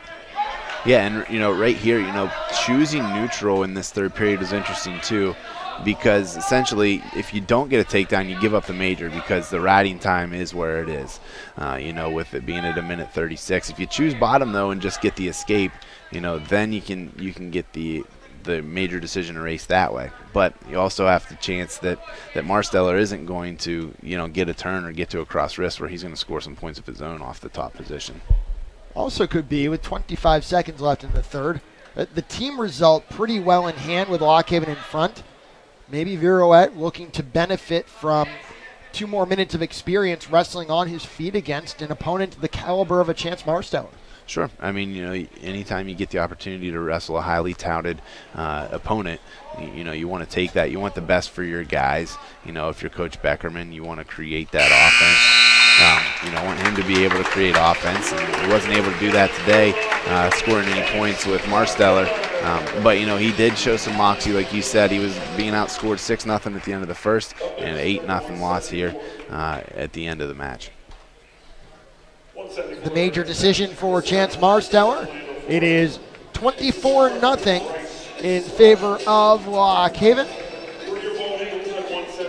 which I believe, doing the math quickly in my head, I believe that does clinch the Lock Haven win because they would have 6 wins, even if Brown were to secure 4 falls in the last 4 matches. Yep. 6 wins to 4 wins most times. So tie score. If they pinned out, it would be a tie score in that criteria. Criteria A would go to Lock Haven. So obviously the bar has been set for this group much higher. Jared Siegrist getting right to work at 174 and a quick takedown of Brown's Bryce Rogers. Siegrist 22-12 on the year. Yeah, Siegrist has put together a solid campaign for himself, and he's a guy that wrestles a lot of matches, and he's not afraid to, and that's really kind of the Scott Moore adage, let's wrestle 50 matches a year and get better as the season goes on and learn from how we can improve from our weaknesses, and then whenever March hits, then we can really hit our stride. So, he's kind of one of those guys that's bought in to that, wrestling a lot of matches and creating opportunity for yourself. So Siegrist is one I'll be excited to see come the beginning of March at EWL, is if he can get himself a spot, in that NCAA championship. Really one of those cusp guys. It's kind of going to depend on his win percentage going into March as well, to see if he can qualify a spot for the league. Riding time up to 43 seconds for Jared Siegrist. What I was saying before Siegrist so rudely interrupted me with a beautiful move for 2 points. The bar for this group is set much higher than having a winning record, but it really is an important step in the continued ascension of Scott Moore's program. Yeah, and I think, year over year, you see what he's kind of inherited and what he's kind of created since then. This is really his first full class, I guess you could say, of this is all his guys. These are all guys that have been brought in because they believe in what Scott Moore has to bring to the table for this team, and really the team as a whole is his. So, it's a great product that he's been able to put together here in his first 5 years at the helm, and it's really exciting to see what he's going to be able to do, here for the future and beyond. And obviously talent matters, but it also speaks to the value of day-to-day culture. Yeah, and then really these guys, they're the total package. They've been able to, do it in the classroom, do it on the mat, and really that's what you want. You want guys that are they're breathing and living, with university culture and their wrestling culture as a team as well. Down to 43 seconds left in the first period. Over 2 minutes of riding time for Siegrist. And the escape for Rogers, who tried to then go right into a move of his own, but the 2 wrestlers out on the near side with 37.8 left in the first. 2-1, the Siegrist lead. And a good job by Siegrist. He rode so tough there in those 2 minutes, and now he's going to go right back to work, gets to that high crotch, but really it was almost like a straight-on shot, and now he's going to look to step over that ankle and get 2 points. But a good job here by Rogers as he has got that body lock around Siegrist. Not a lot of time left. Siegrist has to rush it a little bit. And now he's starting to get a count, and a good job by Siegrist to get that takedown with only 2 seconds left in the first. Lock Haven has wrestled like a mature adult team today. Yeah, they're wrestling smart. They're not giving up any poor positions. They're not the scrambles they create. They're in positions where they're going to score. They're not allowing it to be a 50-50 position. Outside of Shoop's first period, which he came storming back in that one, but these guys have wrestled smart. They've wrestled kind of the way you want them to. Come March, they're wrestling, like you said, a mature match, knowing all their positions and only creating positions that they feel they can win. Wrestlers are neutral at the start of the second. Segrist has 2:09 of riding time, and he leads Brown's Bryce Rogers 4-1. Segrist in on the single leg, trying to consolidate, and he does for 2. Great job by Segrist. He gets to the leg, and he's like a junkyard dog on that thing. Once he latches on, he ain't letting go. And Rogers right now getting overwhelmed a little bit. Segrist continuing to attack and stay strong on top. Over 2 minutes of riding time. And that seems like it needs to progress forward as well. Kind of the riding time has been frozen there. So we're probably about 15 seconds behind on that, looking around 2:25 or so for his riding time. I believe they're aware of it now down at the scorer's table, and probably the smart thing to do is instead of messing with it, you just figure it out at the end of the period. Yeah, you can just make those adjustments as you need to. So they're continuing to, looks like, tack that on as well. So, just another stall call, so another point for Segrist, actually. So that extends that lead to 7-1. But a great job riding. I think at this point, with 35 seconds to go, try to cut him, maybe get another takedown. Segrist has really been on this guy early and often. The stall point for Segrist, and another stall point, so it's 8-1. I'm not sure if they called it a stall point or if it was an unsportsmanlike conduct or what it was. I don't know if there's some extracurricular activity. I didn't really see it. It may have been, behind Rogers' back. But Segrist, a good job. Nice big lift and return, using that tight waist to bring Rogers down with one arm. Rogers comes in with solid pedigree. An Intermat Top 100 recruit for Todd Beckerman's program. 3 Florida State titles in high school for the freshman out of Orlando, Florida, Lake Highland Prep. Browns had some success finding quality wrestlers through prep programs. Yeah, and I mean, really a lot of these Ivy League schools, they will. These are student athletes that are really looking for a top-notch education and also a top-notch wrestling experience as well. So, a lot of them, the ones that come out of prep schools, they do, and like one of those Ivy League, Patriot League type schools where the education is highly touted there. End of the second, 8-1 Segrist with 2:09 of riding time. They begin neutral, but not for long in the third. Segrist again in on the single leg. He's got to watch. I mean, looks like Rogers was almost going for a cement finisher there, but now he got a nice little cross ankle pick that he has, but a good job by Segrist as he was able to keep his hips square and not allow Rogers to get what a lot of times you see guys get bottom leg cradles on that. When someone gets a bottom leg cradle on you, it's very difficult to escape that because the lock is just a little awkward. Your hips are kicked underneath you. It's tough to bridge from. So a good job by Segrist just to keep himself square and allow Rogers to drive him out of bounds for a fresh start. Down to 1:21 left in the third period. Segrist again in and again finishes for 2 more. He's up 10-1. Segrist already has eclipsed last year's win total. 121 last year as a freshman as he made the sacrifice to come down to 165. He is at home at 174. Yeah, and he's doing a great job, too. This is a guy that I know Coach Moore is really excited about, what he can bring to the table, only being a sophomore this year. He's gotten 2 solid years of experience, really looking to build upon that, potentially punch a ticket come March at the EWO Championships in Edinburgh. Again, just building his lead, gets to another takedown, 12-2. He's got the riding time solidified at this point as well, you got to think. 13-2 being the score. So now he's going to just try to extend his lead and create, more offense from his feet as he cuts Rogers. He's got that over tie right now, tries to shrug it off, goes to another double leg. He's just continuing to stay on Rogers, and Coach Moore wants him to stay on top, and then now he shoots, drives him out. And Roger is all kinds of flustered right now as he cannot really gain his composure in time for Siegrist to even shoot. Like, Siegrist is on his leg before he even can stand up and break away. So a good job by Siegrist to stay aggressive in this one. I never get to say it in this context, as Siegrist again in on a leg in the final 5 seconds, but big difference between being in Florida and being in Lock Haven.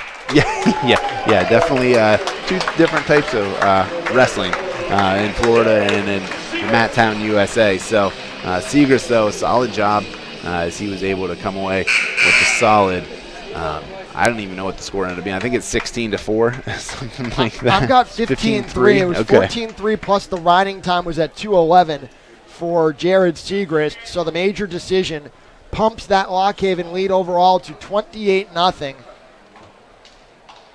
Up next, ladies and gentlemen, at 184. At 184 pounds, if there's a match where Brown feels most confident or felt most confident entering today, probably would be at this weight, where they've got number 16 in the country, CJ Lafragola. You mentioned took a sudden victory loss to Drew Phipps of Bucknell yesterday.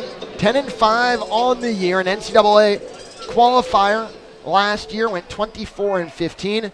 Lock Haven's Corey Hazel on the mat for LHU. 17-6 record for the redshirt sophomore out of Spring Mills.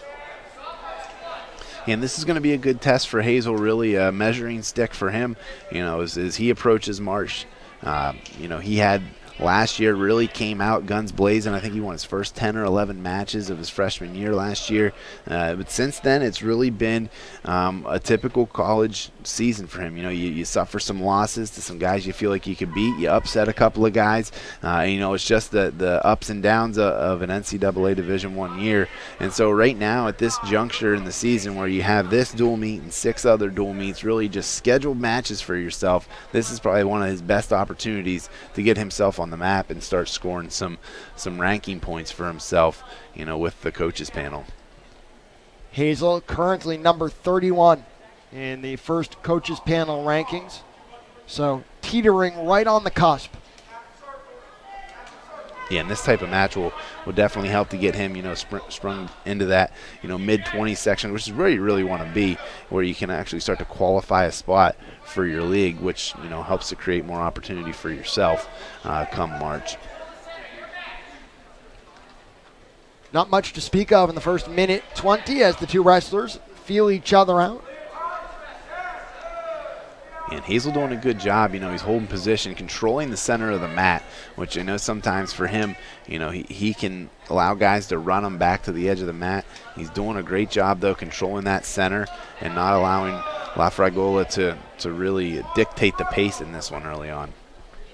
Minute 15 left in the first period. Scoreless between Hazel of Lock Haven, Lafragola of Brown. CJ Lafragola, junior out of Little Egg Harbor, New Jersey. Hazel fends off a shot as we tick under a minute left in the first. Yeah, nice little shot defense there by Hazel, who's able to keep his head and his hands in front. I know that was one of the things that he struggled with last year. A lot of times he'd just let guys get to double legs, and he would just try to suck them up out of it and go body lock and toss guys. That works with some guys, but these better guys, these top 20 guys in the country, you really have to focus on your technique, keeping their hands off your legs, because they're just as strong as you are whenever you get up to those higher ranks. Hazel looked at taking the 174 spot this year, but Siegrist beat him out, and so Hazel bounced back to 184, and probably a good spot for him where his athleticism really shines. Yeah, and for him, he can feel healthy. He can feel fresh. I know he wanted to be the bigger, stronger guy, which he probably would have been at 174 pounds. But at the end of the day, it's a total package. You got to be able to go a full 7 minutes. Whenever you get in these tight battles and you need a takedown in the third period, you got to be fresh. You got to be able to find a way to score. And that might not have been the best position for him at 174 pounds, making that big cut. He'd have been a big guy, but, come right now, this point in the year, late January, early February, that can start to take a toll on you. No score after one period. Hazel on the bottom to open the second, immediately on his feet. Lafragola trying to return him to the mat. Can't do it. Escape. 1 point Corey Hazel. Just 8 seconds. He was ridden, and he's up 1-0. Yeah, good job by Hazel. Just smart, methodical. It didn't take him very long. Now Lafragola in on that leg, and it looks like we go out of bounds. He hit the hardwood, no two. So good job by Lafragola really to get to that leg, and he got his hands locked. And just Hazel being smart about it, knew where the edge of the mat was, and was able to get himself out of bounds without any points given up. I would say that he had a good understanding of his hometown mat, but they're all the same size. You'd be surprised, Schwabi. You go to some of these tournaments and you get some of these smaller high school mats because they try to cram as many circles as they can into the arena. But yeah, when dual meets come, typically they're the same size, 50 by 50 foot mat. Minute 4 to go, second period, 1-0 the Hazel lead. How does that shot by Lafragola shape the thought process of Corey Hazel now? I mean, I think you have to get to the leg before he does, and there he gets to a shot. Lafragola tried to go around behind, but a good job by Hazel to come back up and not give up the go behind. And right now he's keeping Lafragola off his leg by creating his own offense, staying heavy on the head. He's got to watch reaching though, because a guy like Lafragola, he can level change pretty quick and get to the leg. But that's, if you're swinging and like he is there, and he's kind of opening himself up with his big clubs that he's coming from the outside with. But now, if he continues to dig these underhooks and create his offense from a more tighter position, he'll be able to defend better like he was doing in the first period. Overall, 28-0 Lock Haven. 184 pounds, Corey Hazel of Lock Haven. CJ Lafragola of Brown.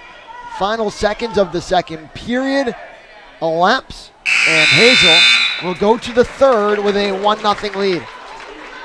All right, big time right here for Hazel. He's only given up 8 seconds of riding time, so if he can ride this guy for 1:10, get that to above a minute for his riding time, that's really where, kind of the chess match of these low-scoring bouts come in, and he can create an opportunity for him to get a win without getting a takedown or giving one up. Hazel able to fend off the initial assault by Lafragola. Corey Hazel of Lock Haven with the 1-0 lead. As Lafragola now to his feet, and Hazel tackles him out.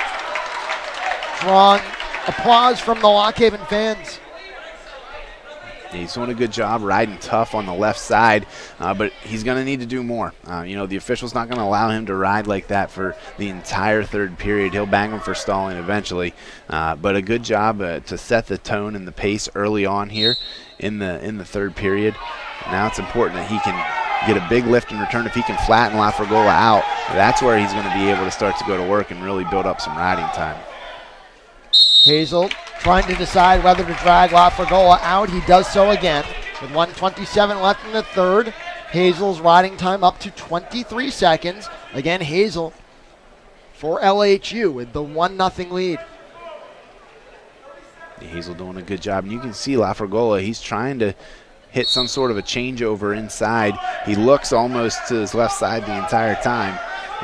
But a good job by Hazel as he's able to get that boot in. But Lafragola, he's continuing to work to get that leg free. Riding time up to 40 seconds for Hazel. Lafragola building his base in the middle of the mat. Hazel scrunches him back to his knees. He's got to watch that he doesn't get high here. Big lift and return. There you go. That's what you have to do. Get him flat. And now Lafragola taps out of bounds. and really, that's kind of a questionable situation when guys blatantly do that. Sometimes coaches, they want a stall call it on that. But at this juncture in the match, I don't think a stall call is really going to dictate anything at this point. Hazel's riding time at 56 seconds for this restart. On the whistle, Hazel is going to be able to get the riding time to a minute. More importantly, he gets him flat too, Schwabi. He's able to get that boot in, and now he's starting to work tough on top, really riding and he just bit him. And now Hazel needs to watch, and he does not give up any points. And you can't punch a guy in the back of the head like that just because he bit you. You got to keep your composure. Now he's going to give up a point, and he's going to have to ride him out in order to get this win in regulation, I think.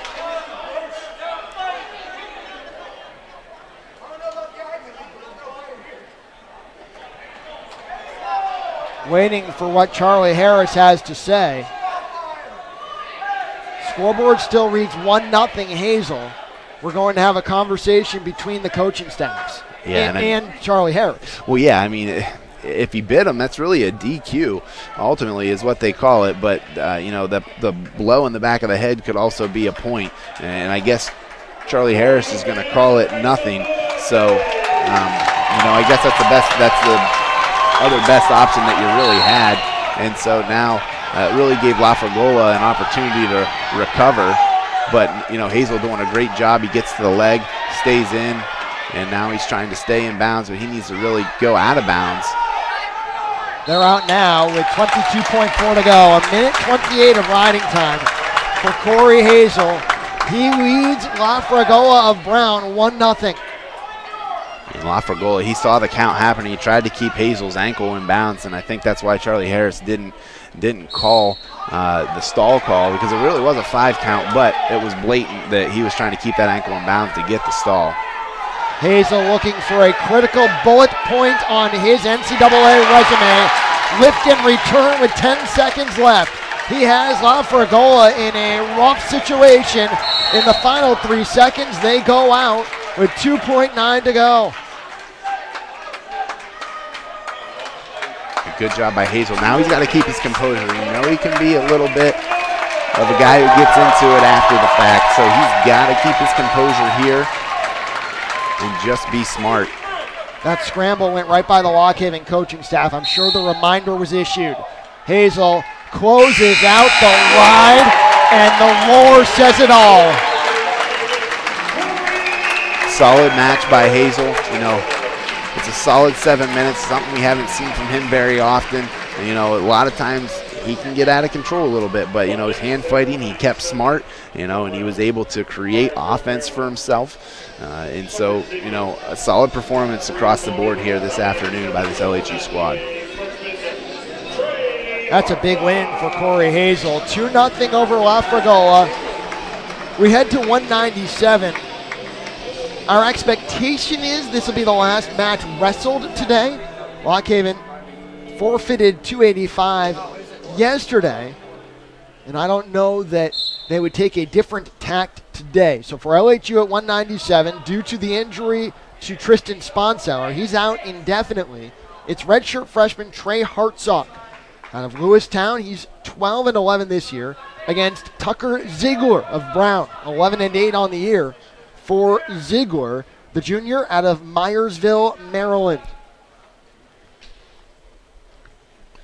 Yeah, and for Hartsock, you know, this is just an opportunity. You know, he gets to step in. Sponseller's out of the lineup, and with that opportunity, he can find himself, you know, in the lineup come March. You know, we don't really know what the situation is going to be, you know, at 197 pounds at that time. But, you know, it's a great opportunity for Hartsock to really solidify himself in the lineup. And with a win here today, you know, he can begin to do that. Nearly a minute in. No score between Hartsock and Ziegler. Hartsock of LHU wrestled unattached last year in his redshirt year, went 15-15. He did wrestle at 197 during that unattached campaign. He was actually the projected starter before the year at 184, but Siegrist won the battle at 174 with Hazel. Hazel rose up to 184 and took that spot. So this is where the opportunity lies for Trey Hartsock. Yep, and this is what we talked about. You know, he's doing a good job here early on against Ziegler. You know, holding that position. He's really controlling the center of the mat, keeping his back to the center. Kind of a cross-body shot as he tried to go for a right-sided high crotch, but, you know, for him, he's got to make sure that he clears hands against these bigger guys at 197 pounds before he tries cross-body shots like that. Ziegler 2-0 yesterday in his team's wins over Franklin and Marshall and Bucknell. A minute left in the first period, no score. Lock Haven looking to go 18 for 18 in matches wrestled between two guys this weekend. Yeah, and that's just an awesome performance this weekend by this LHU squad. Winning the first 17 bouts of the weekend that they've faced an actual opponent. Obviously, like you had said, Schwabe early in the broadcast will probably give up that forfeit at heavyweight since Dragon was the only one that had weighed in for 285. So Butterbrook will probably get the day off and get the easy hand raise. But right now, Hartsock, he's in a battle and a tight one. Here was Ziegler. Not a lot of action early on, but Hartsock trying to create some offense against this guy who, is an above 500 wrestler for the Brown Bears.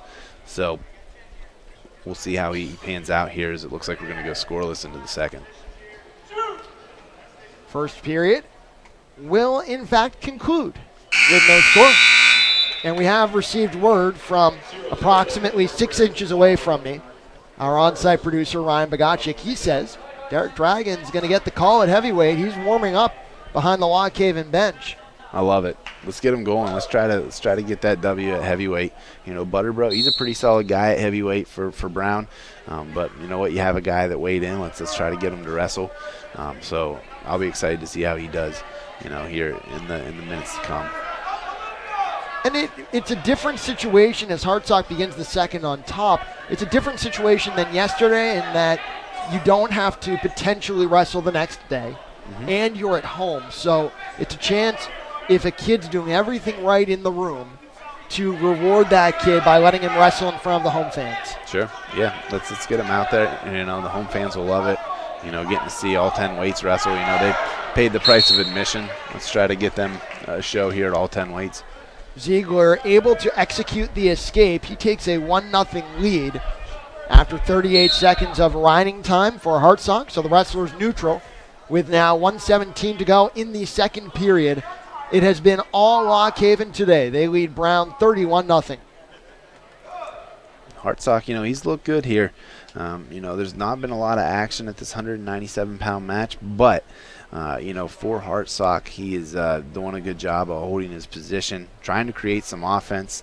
He's going to get to go, down to start this third period.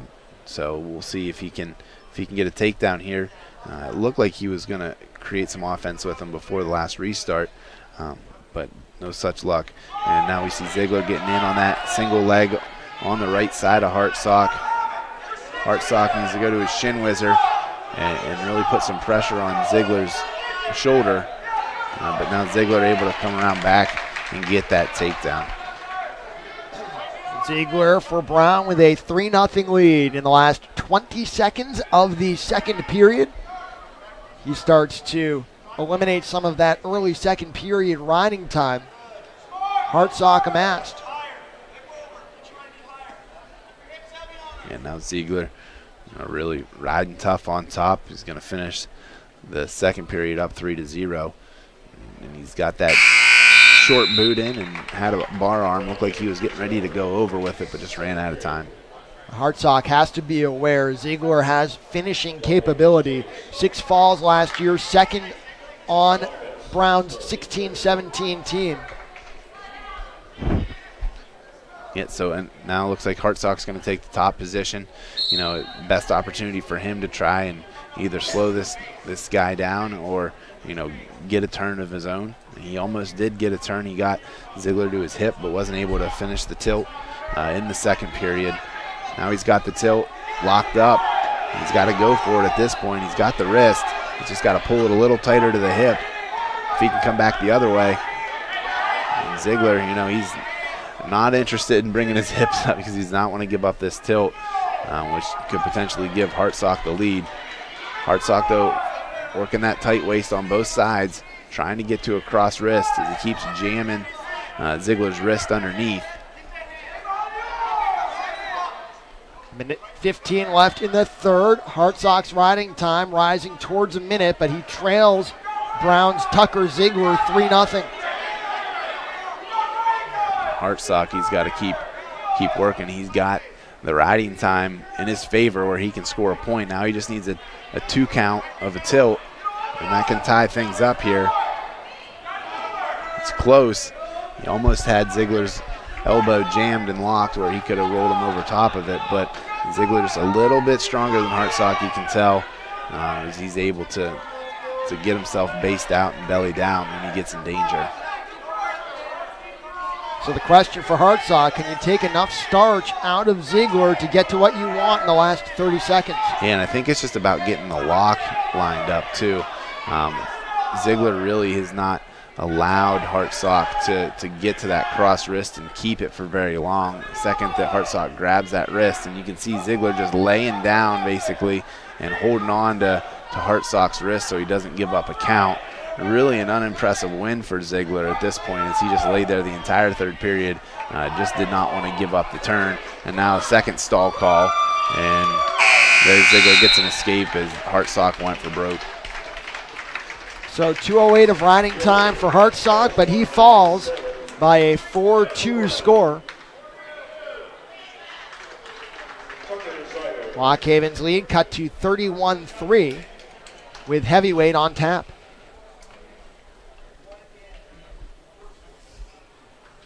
Now Butterbrodt, looks like he is he's getting the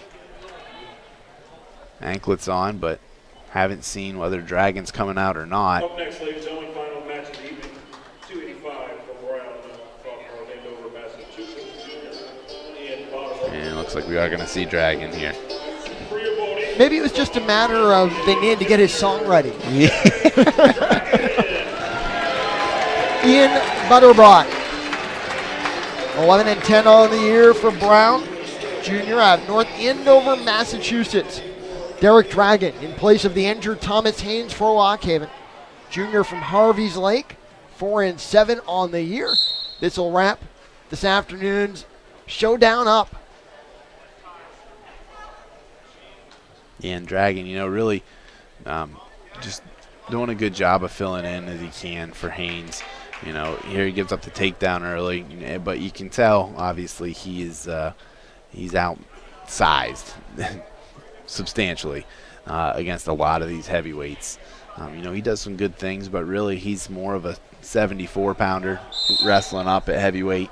So, he's kind of out of his element in these situations. But the fact that he's willing to step up and create an opportunity for himself with Haynes being out, it speaks volumes to him just in his willingness to jump that much weight and wrestle guys of this stature. We saw him have some success back in December at the Bald Eagle Duels. Yeah, he wrestled well, there at the Bald Eagle Duels, at Liberty Arena. So, for him, this is just another opportunity to try to come out and beat a pretty quality opponent in Ian Butterbrodt too. He was a pretty sought-after guy as well, coming out of high school. So he stayed pretty local though, going to Brown, staying up in the New England area. But for him, this is just another opportunity to go out here and get some work in as well. Butterbrodt 223-6 in high school, so he was busy and he was successful. Yep, and he up there in New England, they don't have the limitations that the Pennsylvania guys do with the point system in high school, where you have to spend so many points to wrestle a dual meet and to wrestle a tournament. They get to just go gung-ho, and they can wrestle 55 matches a year if they want to, no questions asked. That it's a little bit of a different situation here, which is why the wins total is such a big deal in Pennsylvania as well, because really you have that limited number of matches that you can have in the state of Pennsylvania.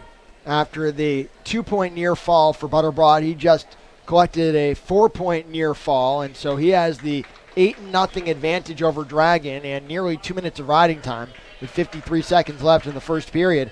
And speaking as a native New Englander, I appreciate the characterization. I would say we are a gung-ho group of folks. Although I never wrestled 70 matches in a year, so not that gung-ho. Yeah, well, and that's all. It's all in what you're into, Schwabi, really. Let's see, 223-6. Divide 229 by 4. It's the end of the weekend, so I'm not sure how this is going to go. But I believe that would be 57.3. Yeah, be right in there. If you round it up. I was just going to say a shade under 60 and keep it simple, but yeah, somewhere in there. Last 10 seconds of the first. Ryan Bogacek just confirmed that I'm not completely lost. 57.25. Dragons still on the bottom as the first period concludes. 8-0 for Butterbrodt of Brown. 2:48 of riding time. Yeah, another opportunity here as Dragon goes back to his feet here to start the second period. Really, because you don't want to get stuck underneath a guy the size of Butterbrodt. You know, for him, he just needs to keep moving. Don't stand in one position. He's kind of squaring up with Butterbrodt right now, but his shoulders are just a little bit broader than Dragon's are, and that's just a situation where, you know, you bump up that much weight and you got a guy who's weighing in at like 255 and is all a 6'4". It's a different frame that you're wrestling against. So you have to be smart. You got to try to wear him out whenever you can and kind of force him to chase you a little bit, especially if you're undersized. Strong day, strong weekend overall for Lock Haven. Derek, the attention turns now to next weekend as we're still watching two wrestlers in the neutral position with 1:07 left in the second period. 8-0 Butterbrodt of Brown leads Dragon of Lock Haven. Big time match for Lock Haven and their Eastern Wrestling League title aspirations next Saturday at Ryder. Yeah, and this is really a dual meet that has so much implication to it. You know, we're talking seeding at the EWL championships. Really, the team championship in the EWL, whenever you look at the dual meet records, this has a lot to do with that as well. You know, so you have a three-headed monster in Ryder, Edinburgh, and Lock Haven that are going to be vying it out here over the next couple of weeks to see who's going to win that EWL team title for the regular season. And then ultimately, you know, we go to Edinburgh, home of the Fighting Scots, to compete for the EWL championships. And in that one, again, another three-headed monster. You mix in some of the individuals that Clarion has, some of the individuals that George Mason has as well. You know, and really, you're going to have a great tournament come the first weekend in March. End of the second. No action in that second period. Still 8-0 Butterbrodt of Brown. How much of an advantage for Lock Haven that they have Ryan Wolf on their staff this year, very recently? A fantastic wrestler for Ryder. How much insight can he provide? Oh, I mean, when you see those guys in the room day in, day out, and really, you know, when you're a wrestler on a team and you're on the bench, really you're semi a coach too, because you know these guys inside and out. You know what they're capable of. You know what their go-tos are. So you know there's going to be a lot of people probably hounding Coach Wolf here next week, wanting to know about this guy, what his tendencies are, what he's going to do. You know, and really trying to find a way to beat that Bronx team, because you know, really it's going to come down to, you know, who can win the swing matches, who can score bonus points when they're available, and you know, hopefully, you know, when it's all said and done and the dust settles, that's going to be LHU next weekend. Chad Walsh, Chance Marstower, that should be fun. That's a marquee matchup that could draw in a crowd. You know, between the scrambling situations that Chad Walsh brings and really the prowess of Chance Marsteller, you got two top 10 guys battling it out in an EWL dual meet, which is awesome to see. You know, these smaller schools having success and having highly touted Division I, you know, individuals in their squad. It's awesome to see. It's great for wrestling. It's great for Pennsylvania, you know, wrestling in general as well. A brief stoppage as Dragon had some blood that needed to be attended to. Still 8-0 Butterbrodt for Brown. Final minute of the third period. Dragon tried to get in on a leg. He was stalemated by Butterbrodt. Now Butterbrot's got the right leg of Dragon, and that is not a fun position to be in if you're Derek Dragon. Yeah, and I mean, really, it's just kind of, he tried something. You know, he had to try to score some points. He needed a takedown to stay away from a major decision against him. So you really can't blame him in his effort there. and he about got it. He had Butterbroad on his hands and knees, was trying to go around behind, kind of dove, got a little bit extended, wasn't able to come around behind and get a takedown, though. Butterbroad just a little too big, a little too physical for him. 10-0 the Butterbroad lead. His riding time up to 3:18 as he works on the ride right now. Stay tuned when this wraps up. We will have the post-game wrap up and look at the out-of-town scoreboard. Edinboro and Ryder are wrestling today. It's going to be that's a huge match. You know, we'll see how that one panned out. I know Schwabe, you're pretty tuned in with the Twitter feed and everything like that, so you'll get us those updates, I'm sure. But you know, great win, solid overall victory by Lock Haven. You know, being able to take 8-10 here in this one. You know, you got to be proud of the weekend that they've been able to put together, winning all but 2 matches in both dual meets combined. Waiting out one more blood stoppage with 6.5 seconds left. Lock Haven up 31-3 overall. Butterbroad about to finish Brown's second win of the day and nearly put Dragon to his back. Dragon with the reversal at the buzzer. And the Lock Haven fans, the coaching staff, and the wrestlers, they love that from Derek Dragon. The grit all the way to the horn. Yeah, and it would have been great to see if he was able to get a couple back points out of that Peterson and preserve a regular decision. But, you know, you got to love that, you know, that fight that he puts out all 7 minutes trying to score points, you know, and a good solid effort considering the circumstances for Derek Dragon. 11-2, the Butterbroad win over Lock Haven's Derek Dragon. 31-7 the final. Lock Haven with their 9th win of the year. They clinch a winning season.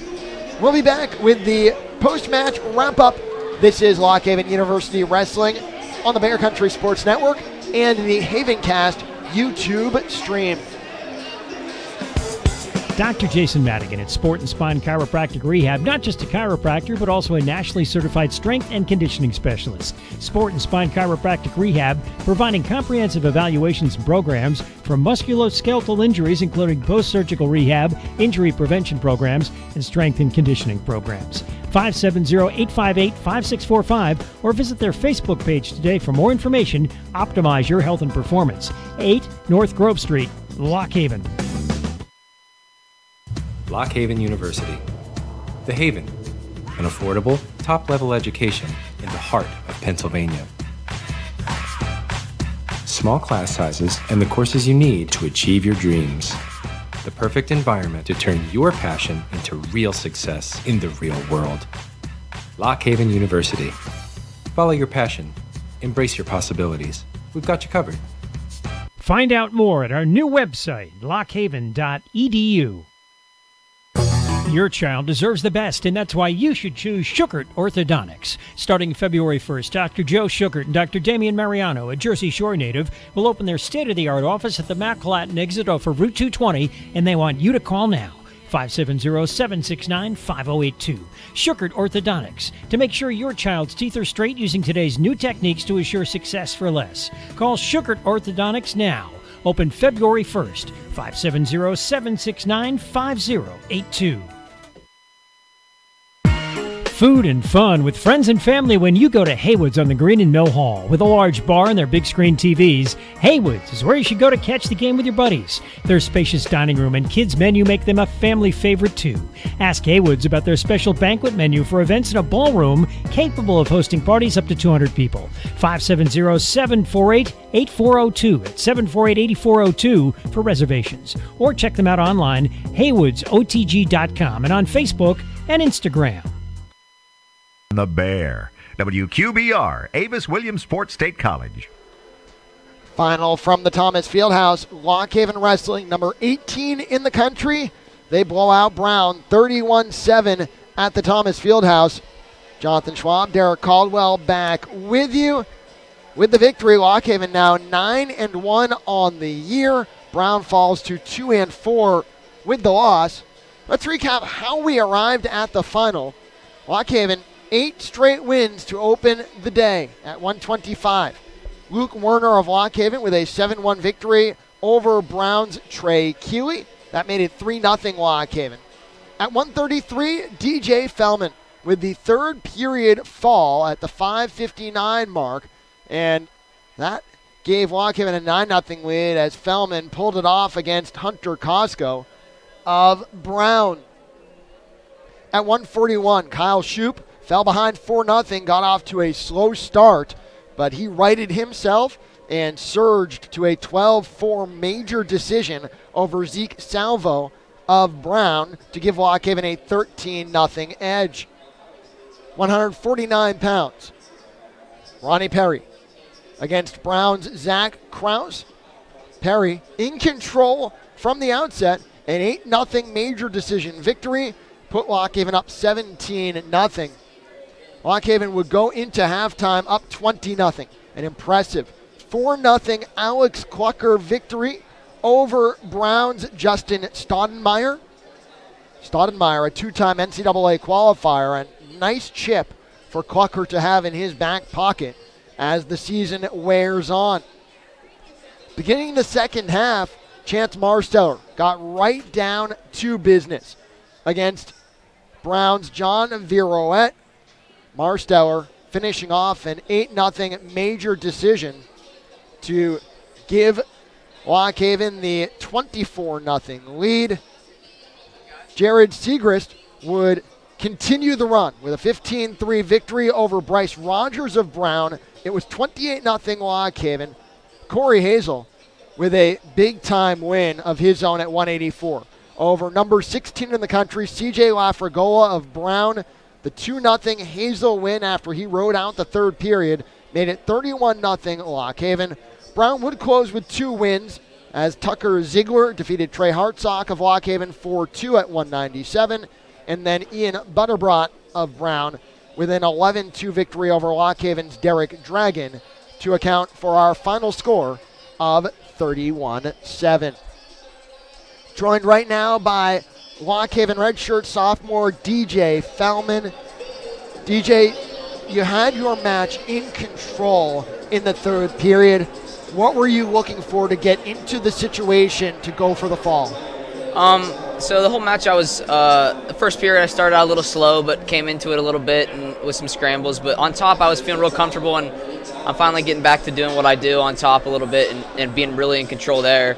And going into that third period, I knew I've got a little bit of a gas tank, and I know that going into it and trying to pull guys into deep water with me a little bit. And scoring some points on top got my confidence up, and then kid kind of jumped down for my ankle a little bit, and I just went up for his head, and I was able to kind of hold him in a good position to get a fall, and it was good for the team. So both Derek and I noted in watching you over the course of your match, you look a little bit quicker than you did in December. How much quicker do you feel right now? Yeah, that's something I've been working on a lot, is moving my feet more. At the beginning of the year, I was thinking too much of my matches, and I was going out, and I was just in my head a little bit more of a mental case, and the coaches have been talking with me just to kind of be free a little bit and kind of let it go and let it fly in the first period, and that's really helped me. And we've done some footwork things with Coach Carr and stuff, and I don't know, all of it's kind of coming together a little bit, and I'm feeling kind of carefree, and kind of, I think that's why I look a little faster out there. So what's it like dancing with Coach Carr in the room? Oh, I mean, you can see him out here basically jumping around. I mean, that's what it's like wrestling him, man. He moves all over the mat, and he gets you in and out, and high and lows and fakes and stuff, and a lot of good footwork from him. So he's a good person to have for that aspect of the sport, for sure. Tough weekend logistically. You drive 6 hours down to Virginia Friday. You wrestled George Mason yesterday, come 6 hours back. Wrestle a tough Brown team today, and yet the first 17 guys you put out on the mats this weekend come up with wins. What does it say to you about the day-to-day approach of this team?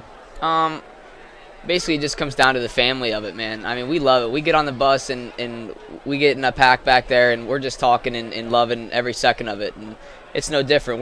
We're all together here doing whatever. We're all together on the bus doing whatever. We're all together all the time, and it's a good atmosphere down here. So it makes it easy. I mean, the bus ride to Virginia, it goes by fast when you got all your brothers with you. You know what I mean? And that's what we were all here cheering on all those guys that are winning. Even if we're losing, we're pushing our guys constantly positive. You know what I mean? And we got a good team here. I love it. This is a good environment to be in right now.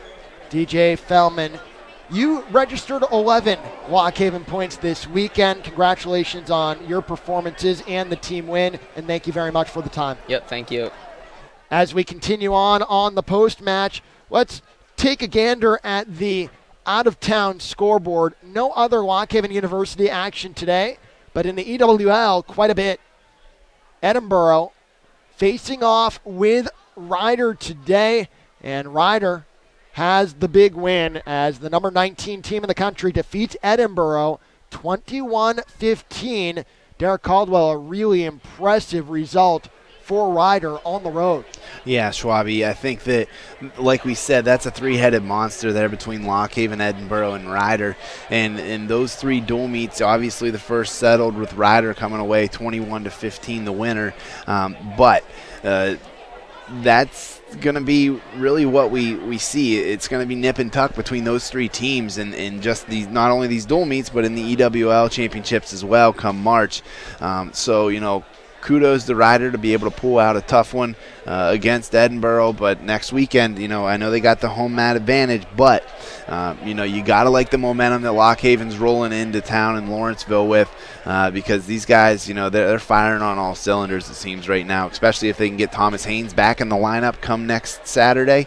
You know, it's going to be a good one down the stretch. Bloomsburg, 2 wins today. They defeat VMI 39-12, and then they follow that up with a matchup with Sacred Heart, and they win that 29-13. Clarion and George Mason are currently in progress, and while the score not available, if you go match by match, Clarion is in control. As of 157 pounds, they were up 24-0, and they are going to cruise to the win over George Mason. Clarion much improved this year as well. Derek, your takeaways from today and your big picture peek at next weekend. Well, today I think is just a solid performance, you know, like we had talked about in the pre-match broadcast. You know, it's not easy. You know, you make that 6-hour trip and you got to wake up the next day, make weight again, and wrestle another dual meet against a Brown team who's hungry for wins, and they were on a little bit of a heater, won a couple in a row against Bucknell and F&M yesterday, so they're looking to go 500, but you know what, the guys squashed that pretty quick. So a solid performance by them overall, being able to come out and really deflate Brown early on, pick up a lot of bonus points, and the match was out of hand before they even had a chance to really get into it. Now for next weekend, you know, this one's going to be a beauty. I can just see it going 5-5, really going to come down to bonus points and swing matches. So, you know, it's going to be tightly contested. I like LHU just a little bit more in that one, just especially if they get Haynes back in the lineup, if they know that they have that anchor and they can get those bonus points in the last dual meet. If it's within 6 going into heavyweight, I really like LHU's chances. That'll be next Saturday. It is Lock Haven's next action at Ryder, 7 p.m. I believe, actually, no LHU basketball next weekend, so I know I'll be walked to the computer and checking in on what LHU does on the road next weekend. As for Brown, they go on the road. It doesn't get any easier. They go to Cornell next Saturday at 1 p.m. Our next action on the Bear Country Sports Network, we will have the Lock Haven University Coaches Show Tuesday at 7 p.m., and that will be at Haywood's on the green in Mill Hall. The snow got in our way this past Tuesday, but I dare Mother Nature to try us this week. We will get that show back with you. Starting off the spring semester Tuesday at 7. You can hear that on the Bear Country Sports stream. You can also hear it on 99.9 FM, preceding our coverage Wednesday of Lock Haven University basketball. 4:45 Coaches Show, 5:15 pregame for the women, 5:30 tip LHU women's basketball at Kutztown, and then the men immediately following against Kutztown at 7:30. Thanks to everyone who made this afternoon's broadcast possible, including Lock Haven Director of Athletic Communications and Marketing, Doug Spatafor, his graduate assistants, Matt Gio and Ryan Bagachik, Lock Haven Associate Athletic Director, Danielle Barney, her graduate assistant, Shannon Biznett, Lock Haven Head Coach, Scott Moore, Brown Head Coach, Todd Beckerman, Brown Director of Athletic Communications, Christopher Hum, and Athletic Communications Assistant, Nick Dow, and our studio producer back in Avis, Tom Strickler. One more time, that final from Lock Haven. Number 18, Lock Haven 31. Brown 7 for my broadcast partner, Derek Caldwell, and our entire Bear Country Sports Network and Havencast YouTube stream crew.